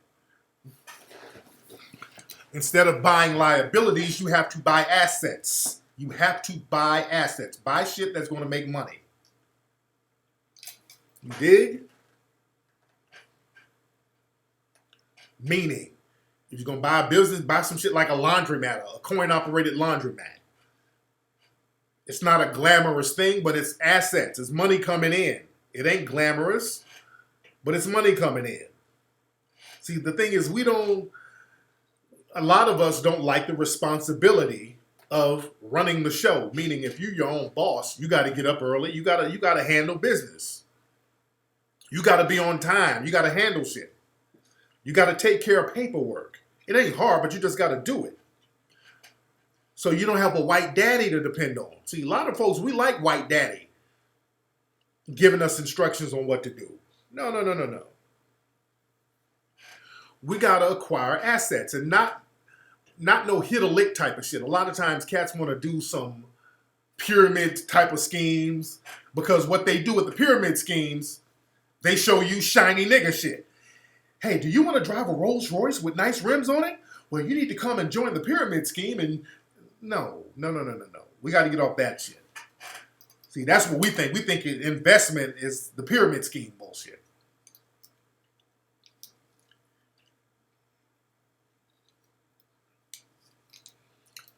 Guns and butter, real talk. Yeah, the multi-level marketing, that works in some instances, but a lot of times it's a pyramid scheme.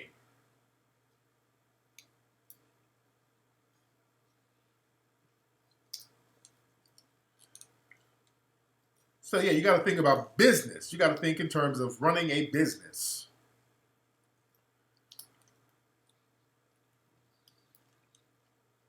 Especially people who have a skill. It's like if you do hair, especially if you do hair. A lot of y'all sisters out there who do hair on the side, fuck that. Y'all need to go all out with it. Now, I know sometimes they throw up obstacles for you to get your licenses and all that stuff, especially if you do natural hair. I know in certain states, when you want to do natural hair, they throw up all types of obstacles. But look, we had a sister here at the house yesterday. She did everybody's hair in the house. She did Peanut's hair. She did my mom's hair. Braided my son's hair. You know. Made a good chunk of change. And especially where I live, because I live in a place called, I live in the Valley in Los Angeles. And out here, you have a lot of black celebrities.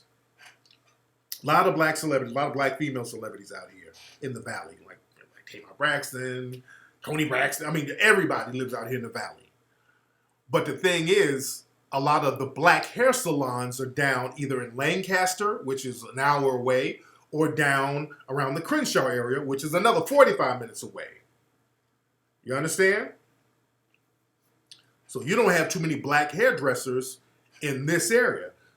And the ones that we get to travel out, they do a lot of celebrities' hair. And they make a grip doing that. And it's only like one or two sisters doing that. I'm like, all these sisters out here doing hair in Compton and Inglewood, if you get your ass in a car and just let people know how you get down, you can come out here and make a grip. Because people are always looking for people in this area who can do hair real good. You understand? So shit like that, you have to look at expanding your clientele outside of your immediate neighborhood. Because see, the thing is, if you're in a neighborhood and everybody's doing hair and everybody's cutting hair, now you got to be like, okay, damn, I might not be able to capitalize off of it right here, but I need to go somewhere where people need my services. You got to start thinking like that. You got to start thinking outside of your immediate area. See, that's one thing with black people. We don't like to go nowhere. We get scared. We get scared about something about leaving the hood. You know what I'm saying?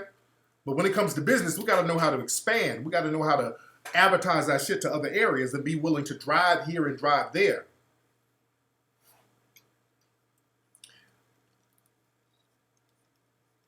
You dig? That's why I say over here, brothers and sisters need to take their asses to the UK. If you're a barber or you're a hairdresser, you can go to the UK and make a killing. What's up, Cadario Jackson? What's up, Ardent Plumbing? Shout out to Arlen Plumbing. You got a plumbing company, brother? Ardent Plumbing. Who's this? Is that my door? Ardent Plumbing. Do you have a plumbing company, brother? Because I'm always looking for plumbers. What's up, man? The boys asleep? What's that on the seat? Come on, show everybody your braids, man. I was just talking about your braids. I was just talking about how you got your hair braided. Come in, let me see. Show everybody your braids. Mama, y'all want to see Mama Peanut's braids? They're like, yes. My man, your plumbing company. Where you at, brother? I didn't see him. Arden Plumbing. What city you in, brother? I wish you were out here in LA because we got a bunch of kids and they always fucking the toilet up.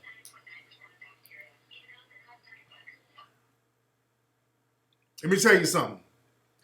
I bet Arden, you're in Texas, right here in North Carolina, and I bet you make a grip. Let me tell you something. Plumbers make that's another thing. Them plumbers make a damn grip. I was dating a girl back in Atlanta a long time ago. She was fine as hell. Wasn't fine as Mama Peanut, though. Let's get that bullshit straight. All right? Because she wasn't fine as her. She's fine as a motherfucker, but wasn't halfway fine as Mama Peanut. So don't y'all even get the shit twisted. But she was like, yeah, I'm studying to become a plumber. I'm like, how is this motherfucker about to be a plumber? But I learned that plumbers make a damn grip. Plumbers make a damn grip, dude. Plumbers make a bag. You get your plumbing license, because everybody's always fucking their toilet up. You get you a plumbing truck. You dig? Get you a catchy name and you in there.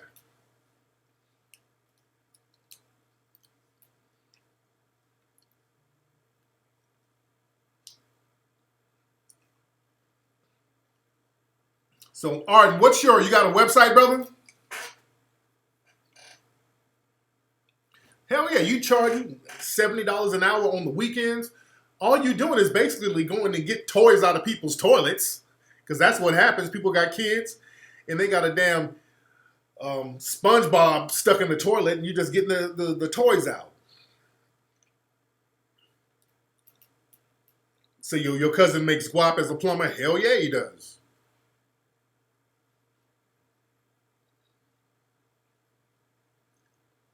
Shit, you think the brother's a plumber, man? That's $70 an hour, $100, man. That's a grip. The plumbers make they bank. More than that. Yeah, out here they make way more than that. It was like 2 something that was like 15 minutes. Yeah. Yeah, what they do? Did they fix? How many toilets they fix? Well, the last time he didn't charge anything. Before that, I don't know what he did. He did something. Yeah. But man, you go in there, man, you unclog somebody's toilet, it takes you 10, 15 minutes, man. You make $200-$300 sometimes, dude. You dig? And people always need plumbers. That's something that's always needed. Remember when the guy had to fix the whole toilet and replace it? Yeah. That cost way more. Yeah.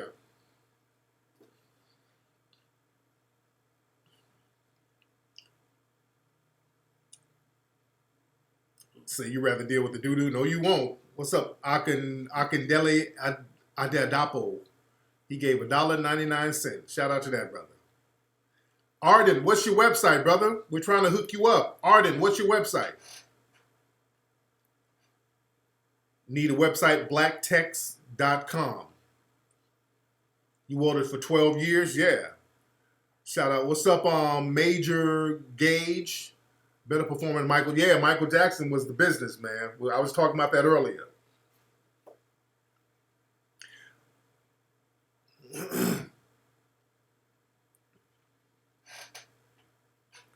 Yeah, because see, a lot of these jobs, man, they're not glamorous.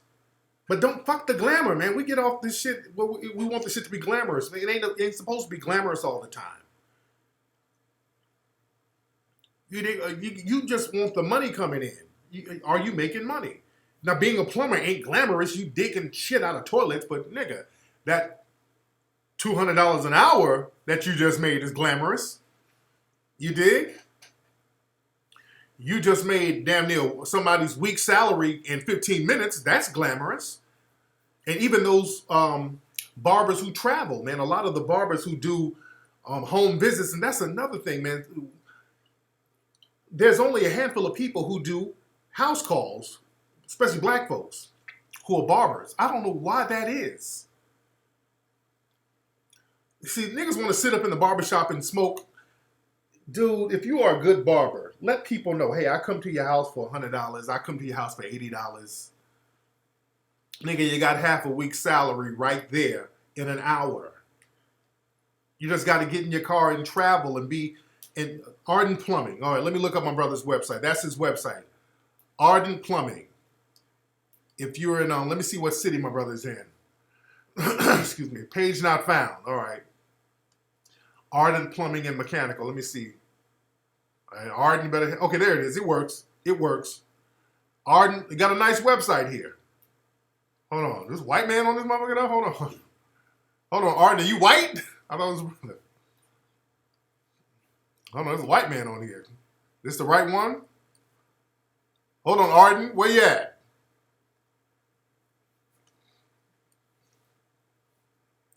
Now, Ardent. Is this is it ardentplumbing.com? Let me make sure this is it. In Plano, Texas.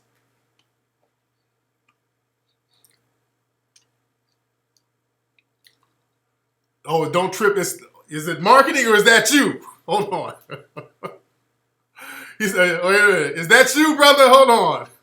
Are you said it's marketing? Hold on now. Wait a minute. This motherfucker look like Post Malone. Hold on. So is it marketing? Because look. All right, hold on. Let me take a screenshot. I'm going to take a screenshot of it. Hold on. Wait. He said it's just marketing. I'm going to have you call up to double check. All right. There's a white man on here kneeling. All right, hold on. Wait a minute. Let's see something. Hold on. Come on, Ardent. Well, I'm trying to. Our plumbers. Okay, so they look like some stock photos. So, okay, these look like some stock photos. Okay, I'm gonna take your word for it. That's cool marketing. You make it seem like, you know. All right, I get that. I get it, Arden. I get it. Hold on, I'm gonna have you call up just to make sure, because I don't want nobody in here sneaking some game. Hold on, Arden, call up. Let me have him call up. Make sure this is the brother. Yeah. Let me double check. Hold on. I'm gonna check your damn credentials right now. Let me see. Where's my Skype? The phone number is 818-850-5404. That is the number. 818-850-5404. I want my man Arden from Arden Plumbing to call in right now. 818-850. Why is this thing giving me trouble? Hold on. Janky ass Skype. Hold on, I'm still logging on to Skype. Bear with me, brother. Hold on, Arden. What's up, Scrap Dirty? Where my England folks, my London folks, man? I'm gonna be out there in June. All my London folks. I'll be actually in Birmingham, I think, but I'm gonna be in London too. I think the lecture is gonna be in Birmingham. Me and Joy DeGroot. All right, let's see if this is Arden. Hold on. Hello? Flex, what's up, brother? This Arden? Yeah, this is Kevin Anderson, Arden Plumbing. Hey, brother. There you go. How you doing, brother? I'm doing well, man. Doing well. Appreciate the looking out. No doubt, man. How long have you had your business? 3 years now. Okay. And how long did it take you to get your plumbing license and all that? It took about, man, it really takes about 10 years. I did a shortcut because I went through the union. Oh, cool. Now, was it easy to get through the union? Man, it was tough, man. We started with like 200 and something people in the class. There was 12 of us who graduated. Oh, damn. Yep. Only one went on to get his semester and start his own business. That was me. Oh, damn. Yeah. So why does it take? It wasn't easy, man. Why does it take so long? Man, because you're dealing with the health of the public. You know what I mean? So we deal with oxygen systems, we deal with nitrogen systems, we do hospitals, data centers, dental offices. It ain't all just toilets and sinks. Oh, okay, that makes sense. Natural gas, you got to deal with natural gas, liquid petroleum. You got to deal with a lot of dangerous shit. That's right. Cause you can hit a gas pipe and blow somebody's house up. So that makes sense.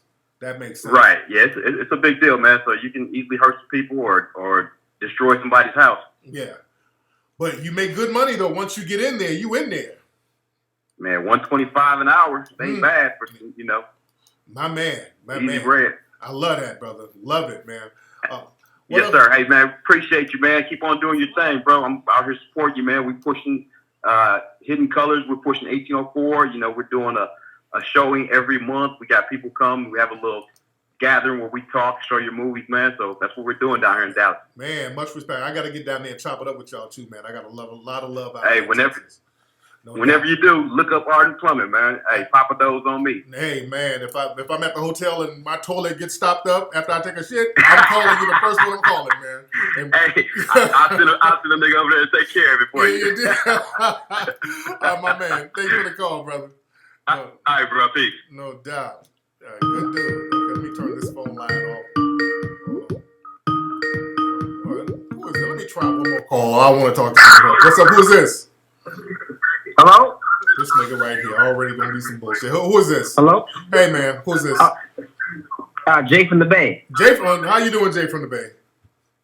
How's it going, man? So I called you about a couple times before, man, and we didn't got off to a bad start, man. So why you keep saying we got? I don't remember you, brother. What did we do? You keep what did I can't remember. You keep saying that we got off to a bad start. I don't even remember you, brother. What did we do? Well, I called you maybe 2 years ago. And we talked, and you pretty much cussed me out on the phone. And what'd you do? You must. Then I called you maybe back. I didn't do anything to you, man, so I'm really just calling just to squash the beef. What beef? Ain't no beef. I don't even know you, nigga. Ain't no fucking beef. This nigga done sat up harboring some shit for 2 years talking about squash a beef. I gotta know you, nigga. I don't know you. Ain't no beef. Yeah, man. Well, I called you a little while ago, man. I just really wanted to call in just to nigga, you sit up here harboring shit in your soul, and I ain't even thinking about your ass. I already know you, dude. Ain't no beef, Jay. Come on, brother. All right, well, can I ask you another question? No, because now you weird. Dude, you just sitting up here. That's some crazy sounding shit. Talking about, it's a 2-year-old beef I just wanted to squash. Nigga, you extra. I don't know you, brother. Come on. You one of these niggas who, it's just too much, brother. Come on, brother. Calm down, Jay. It ain't that serious, brother. You that nigga who's just extra. You just do extra shit, Jay. You've been calling this long for a make-believe one-sided beef that I don't even know about? You talked about my job. You talked about me. You talked about my family. You talked about everything. What about your job? Where do you work, Jay? You talk about me. I work in a warehouse. That's one of the reasons why I was calling you up, man. I was calling to ask you a couple questions. What I say about your job? See, a lot of this shit I don't remember. Where do you work at, nigga? What do you do? I work in a warehouse. Okay. I work in a warehouse, and I'm also a longshoreman.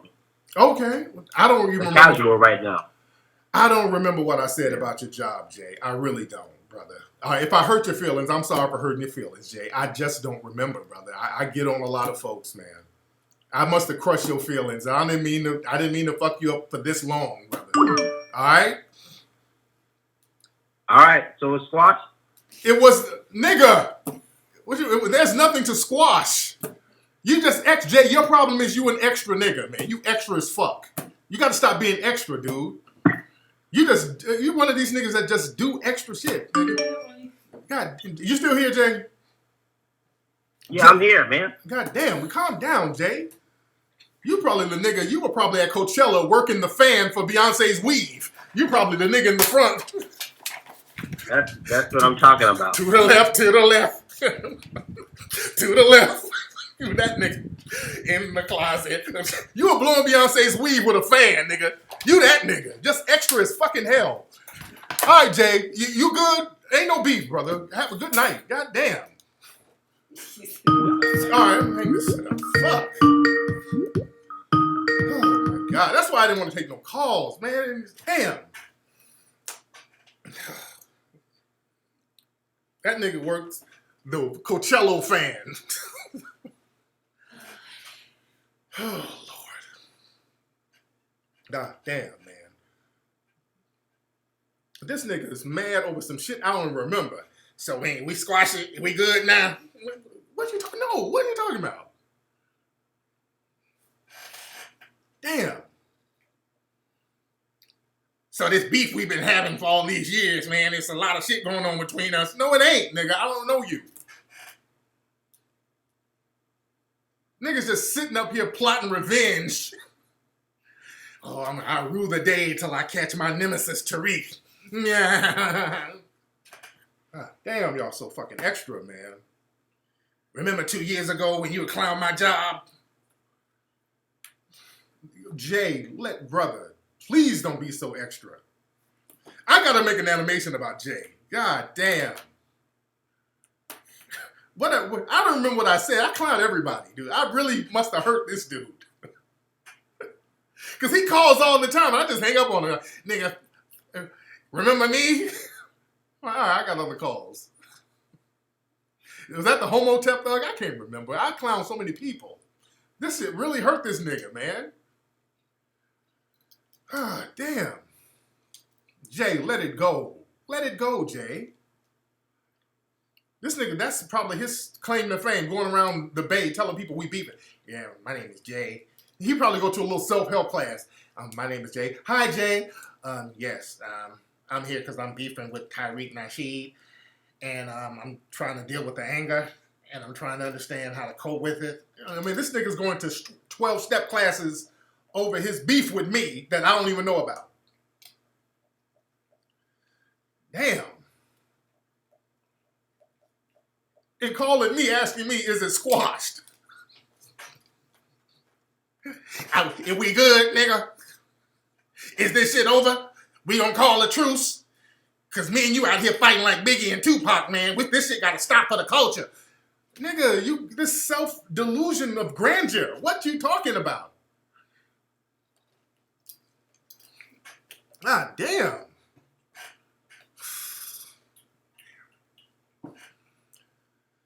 Lord have mercy, man. Come here, Mama Peanut. Show everybody your beauty, baby. You're not showing people your beauty. Come here, sweetie. Because my dress. You don't have to be dressed. You got your t-shirt on. Come here. Come here, sweetie. Show everybody your braids and how lovely you are. Yo, look at Mama Peanut's braids. Look at Mama Peanut, baby. And Jay from the Bay, you my brother. You my brother. You ordering, what you ordering, sweet? Go get something. What you want to get? Something you can't have. Like what? Crab. Hell no. Well, look at Mama Peanut's braids. Look at them braids on this woman. Who the hell are you? You texting a nigga? No. What is that? There you go. Mama Peanut got the braids popping. That pussy. You know who said pop that pussy? Sojourner Truth. She's got the Alicia Keys braids. Lord. Said she texting Jay. She texting Jay from the Bay. He's like, I'm about to scoop you up from that nigga. Jay, but that's why I fuck your chick like Tupac fuck Faith. Lord. God, Lord. Jay, we good, Jay. Ain't no beef, Jay. Come on, let it go, Jay. Jay from the Bay, let it go. You gotta watch niggas like that. That nigga show up to the house with a damn suicide bomb. I'm about to blow you and Peanut up, nigga. I'm tired of y'all fucking with me. Nigga, we all gonna die together. You destroyed my name in these streets. I lost my warehouse job. I lost my job with Beyonce blowing the fan on her. And it's all your fucking fault, nigga. We all die together. Nigga, wage a jihad. Oh, my God. Man. Poor Jay. Jay been harboring all this anger for all this time. That's why it's important, family, to let go certain anger. And don't take things personally. This is a lesson. This whole Jay thing is a lesson in not taking things personally. Because a lot of times people take things personally and it's fucking with you and it's not, the other person ain't even tripping on that shit. Sometimes you date somebody and y'all done broke up and now you're like, oh, this bitch hurt me, she did me wrong, and she's over there bobbing on another dick and she ain't thinking about your ass. And you're like, this bitch is crazy. And you sitting around playing Lionel Richie, rocking, holding your arms. Oh, hello.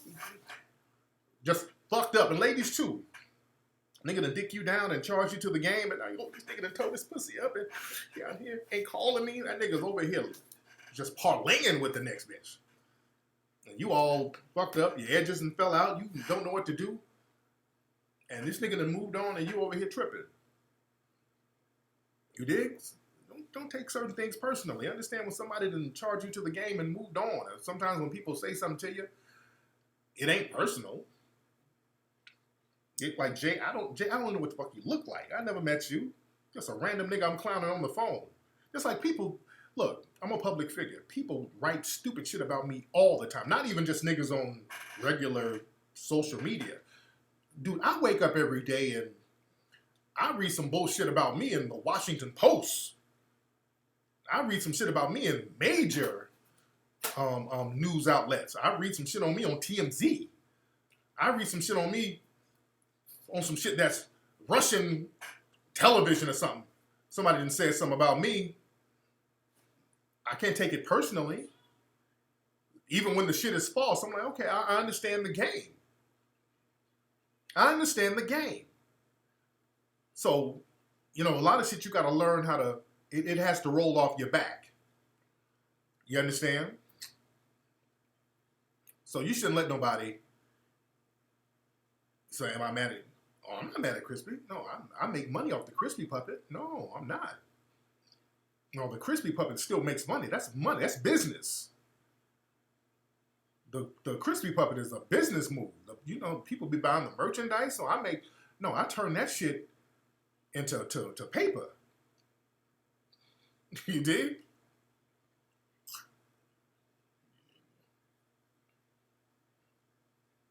You dig? Man. Yeah, Jay needs to have thicker skin, because damn, if you that upset about me making a joke about you 2 years ago, I can imagine how you act if a female disses you. Damn. I can imagine how this dude would act. You Here you go. You gonna order something? What do you want? Oh no, that's Yeah, something. something. Oh, listen, I don't need that too heavy. So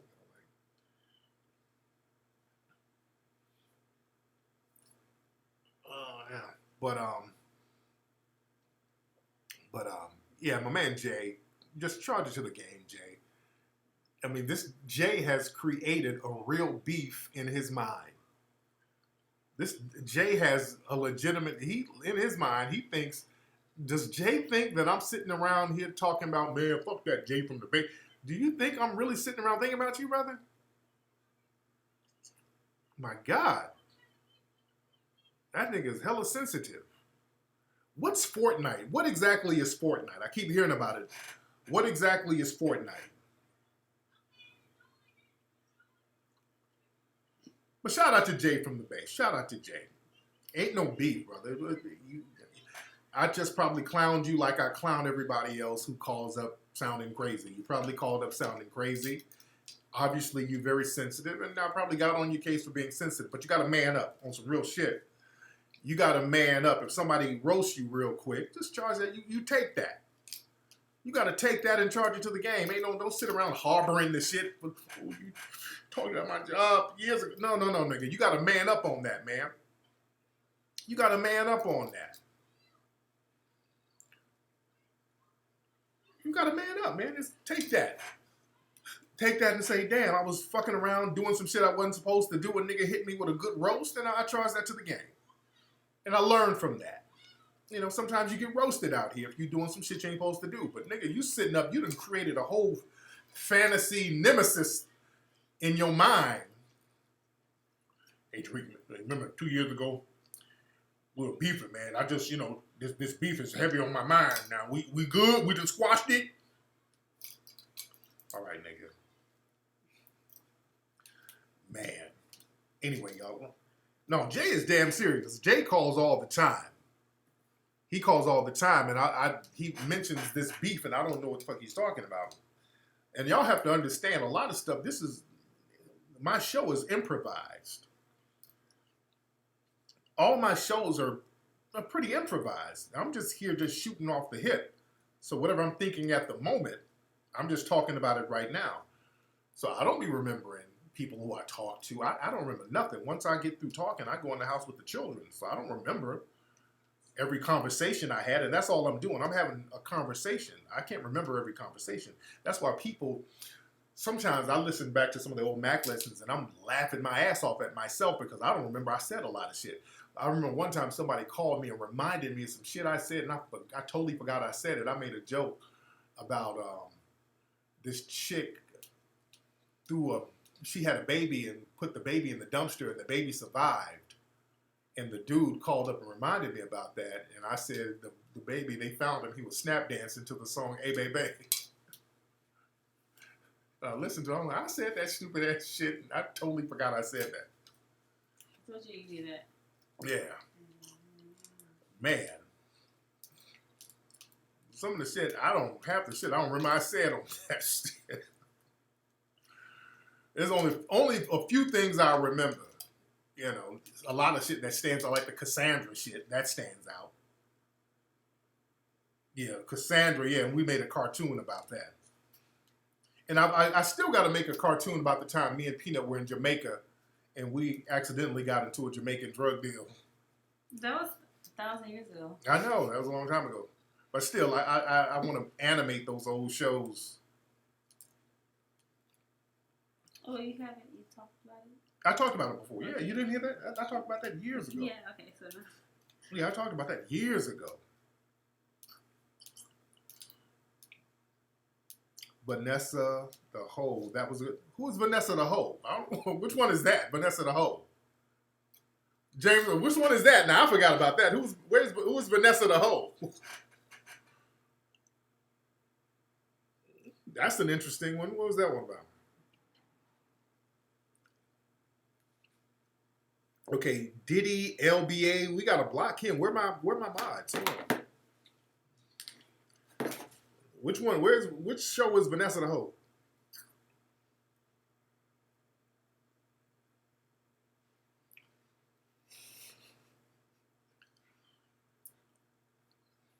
trying to remember what episode that was. She called in needing advice on dating squares. Was she from New York or something like that? Was that the girl from New York? And she had like a website. Was that the hoe with the heart of gold? Well, I'm thinking, was that the one with the website? She had like a website. I remember one girl, she was a hoe. Her own words, by the way. She had an ex. Yeah, I think I remember her. And yeah, she was on there. And oh my God, she was doing the most. Oh my God, this chick was on. Oh yeah. I kind of remember that. Nigga. She was like, yeah, you know, I'm in adult entertainment. I'm having trouble finding a dude. I'm like, adult entertainment? Let me see your site. Nigga, she had like 3 dicks in her ears and mouth. I'm like, God damn, you are doing the most. Okay. Yeah. So let me hook you up with Jay from the Bay. Oh, God. Man, she was doing the most in the videos.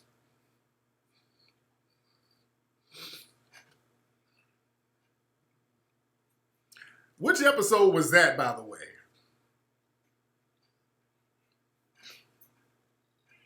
What's up, Eric? Okay, what's up, Eric, the promoter from the UK, Sankoray Mathematics. Everybody shout out to Sankoray Mathematics. That's my UK promoter. That's my brother when I go out there to the UK. They look out for me in the UK. Love those brothers, man. Real good brothers. Real good dudes, man. They take me to real good Jamaican spots out there because when I go to the UK, I like to hit up the Jamaican spots because I hate English food. The only English food I like is porridge and fish and chips. Other than that, I like the Jamaican food. And Eric and those guys, they took us to a sister's house, and this sister made us some Caribbean food. Was off the damn chain. Took me and Ola over there. We had a great time. So shout out to Sankoray Mathematics. That's my UK brother.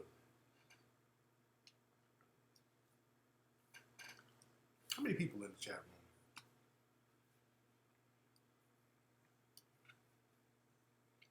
Oh yeah, they are the ones who took me to that barber too. Now I'm gonna have to take some points off of them for that. They did take me to that barber who fucked me up. They also took me to that barber, so it's hit or miss. But in their defense, there's a lot of barbers out there who are kind of janky. You dig? Yeah, they took me to that janky barber. The chick who worked for the sex chat company, DJ Scrap Dirty, well, she called up to the show.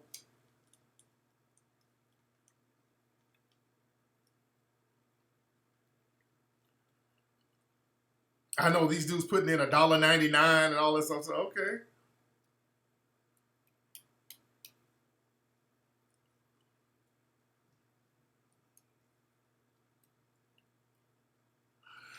Yeah, I do need to get the Coon Awards going. It's, you know, the problem is just the timing, and also it's so many damn Coon categories that we gotta have now. I mean, damn, I gotta organize all the Coon categories. I mean, shit. There's so many Coons we gotta add. I mean, we gotta add a Ray Lewis category. Oh my God. Hip hop Coons. More categories for that.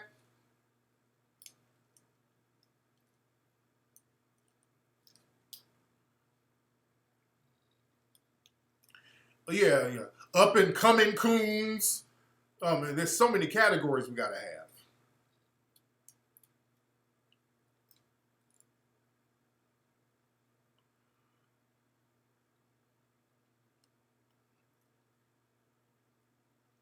Yo, Jason Whitlock, oh yeah.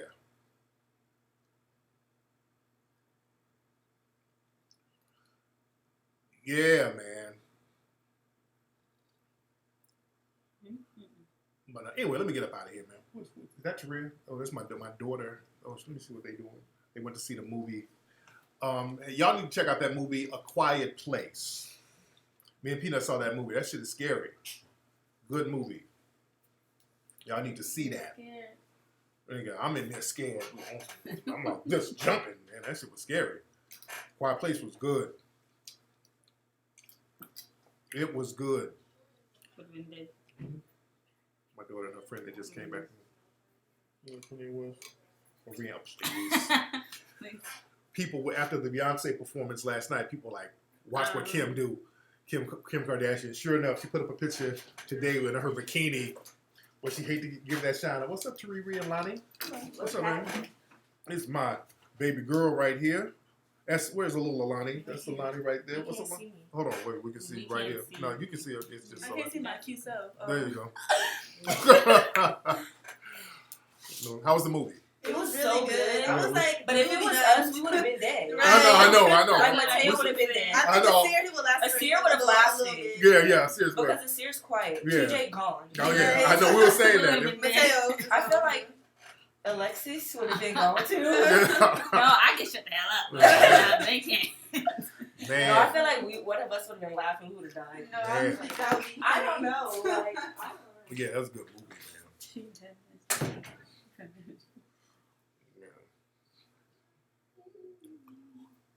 Did my daughter turn 18 yet? Why, nigga?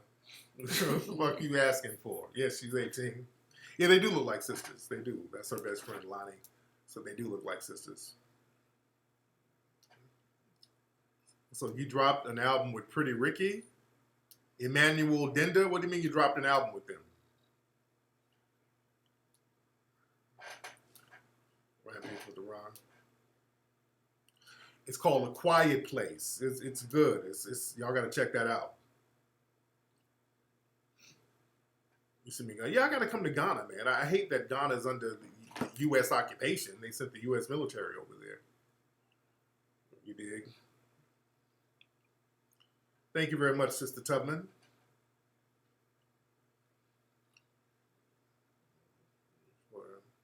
If she's 18, I'm 18, nigga. Please.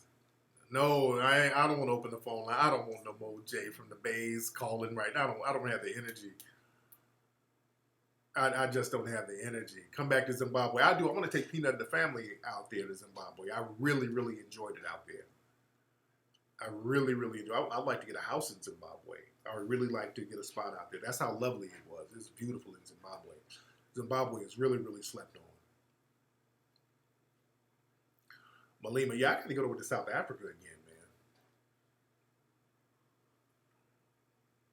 man. Get Professor Aaron Smith of Temple. I got to look up his stuff. Yeah, I talked about Kevin Hart earlier, Mr. Akbar. Man. Hey, what's Clint Edison, much respect to you. Louis Gossett Jr., no, he's not in a Quiet Place movie, no.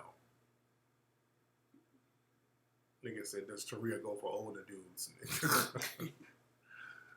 Nigga, you don't sit your Johnny Taylor looking ass down. She got it. Yeah, she's dating a little dude anyway. I keep trying to get her to let me meet him. She acting like she's scared to bring him on out. Well, let me holler at him. Let me chop it up with him. Yeah, the U.S. military is over there in Ghana. You do animation. When we start doing Hidden Colors 5, which is soon, we're just kind of in the idea stages of it now, of Hidden Colors 5. You know, I really would I want Kaepernick in it. I want Colin Kaepernick in it. I want him in it. I want Minister Farrakhan in it. You know, and there's a lot of other people that I'm going to have in it, but we're getting the just the idea stages of what we're going to talk about. So I like to bubblate on it. I like to marinate, bubblate, and kind of take my time with it, so it'll be fly. You dig?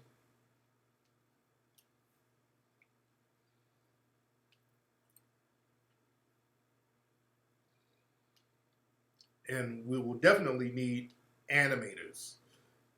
We will definitely need them. And I need people to be, boom, on point. Like last time when we did 1804, I was hired. I hired a lot of animators because if you look at that movie, there's a lot of illustrations in there that I had to have made from scratch because there were they're very limited images of the Haitian Revolution. So this is why we had to do a lot of reenactments and we had to do a lot of illustrations. And, you know, I was hiring brothers left and right, and a lot of them couldn't keep up. So then I had to hire people from overseas. So I really wish I had more brothers over here, which I did hire. I had about 7, 8 brothers over here doing illustrations. So, I mean, yeah, I had a whole team of folks like nonstop doing illustrations.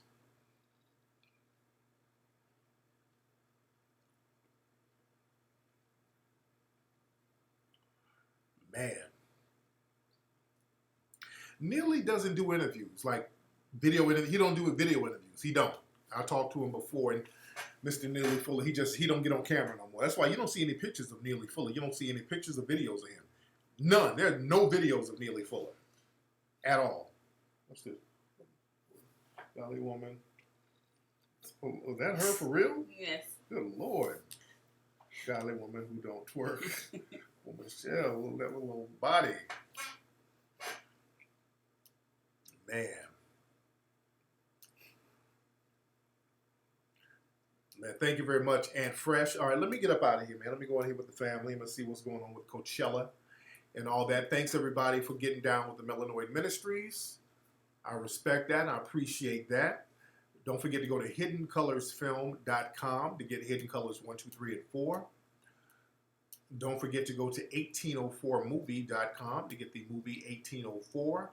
Also get the Mink Slide t-shirts at minkslide.com. We're getting that Mink Slide album. We're working on it now. We're going to be in the studio all this week knocking it out and all that good stuff. And I'm going to, look, also, y'all hit me up, background singers, because I already got some background singers. We're always looking for more. I wanted Peanut to come to the studio this week and sing. Her throat still fucked up. But my background singers, dudes and girls, if you could sing, if you're in LA, and please don't, again, I hate when I say, hey, if you're a singer, you do this, whatever, hit me up. And it's always motherfucker, hey man, I sing, where you at? I'm in Tallahassee, Florida. Okay. If you're not in LA, I can't do anything with you now. I'm not flying you from Tallahassee to come sing in the damn studio background. Now, we're going to be in the studio all this week. So some of my background singers are available some days. They're not available on others. So I need some new singers to help out with some background stuff. If you're in LA, I'll hook you up. Hit me up. If you're in LA. You dig? Hit me up sounding like Post fucking Malone or some shit. I know Jay from the Bay hit me up. Hey, nigga, I come in there, we gonna squat this beef. No.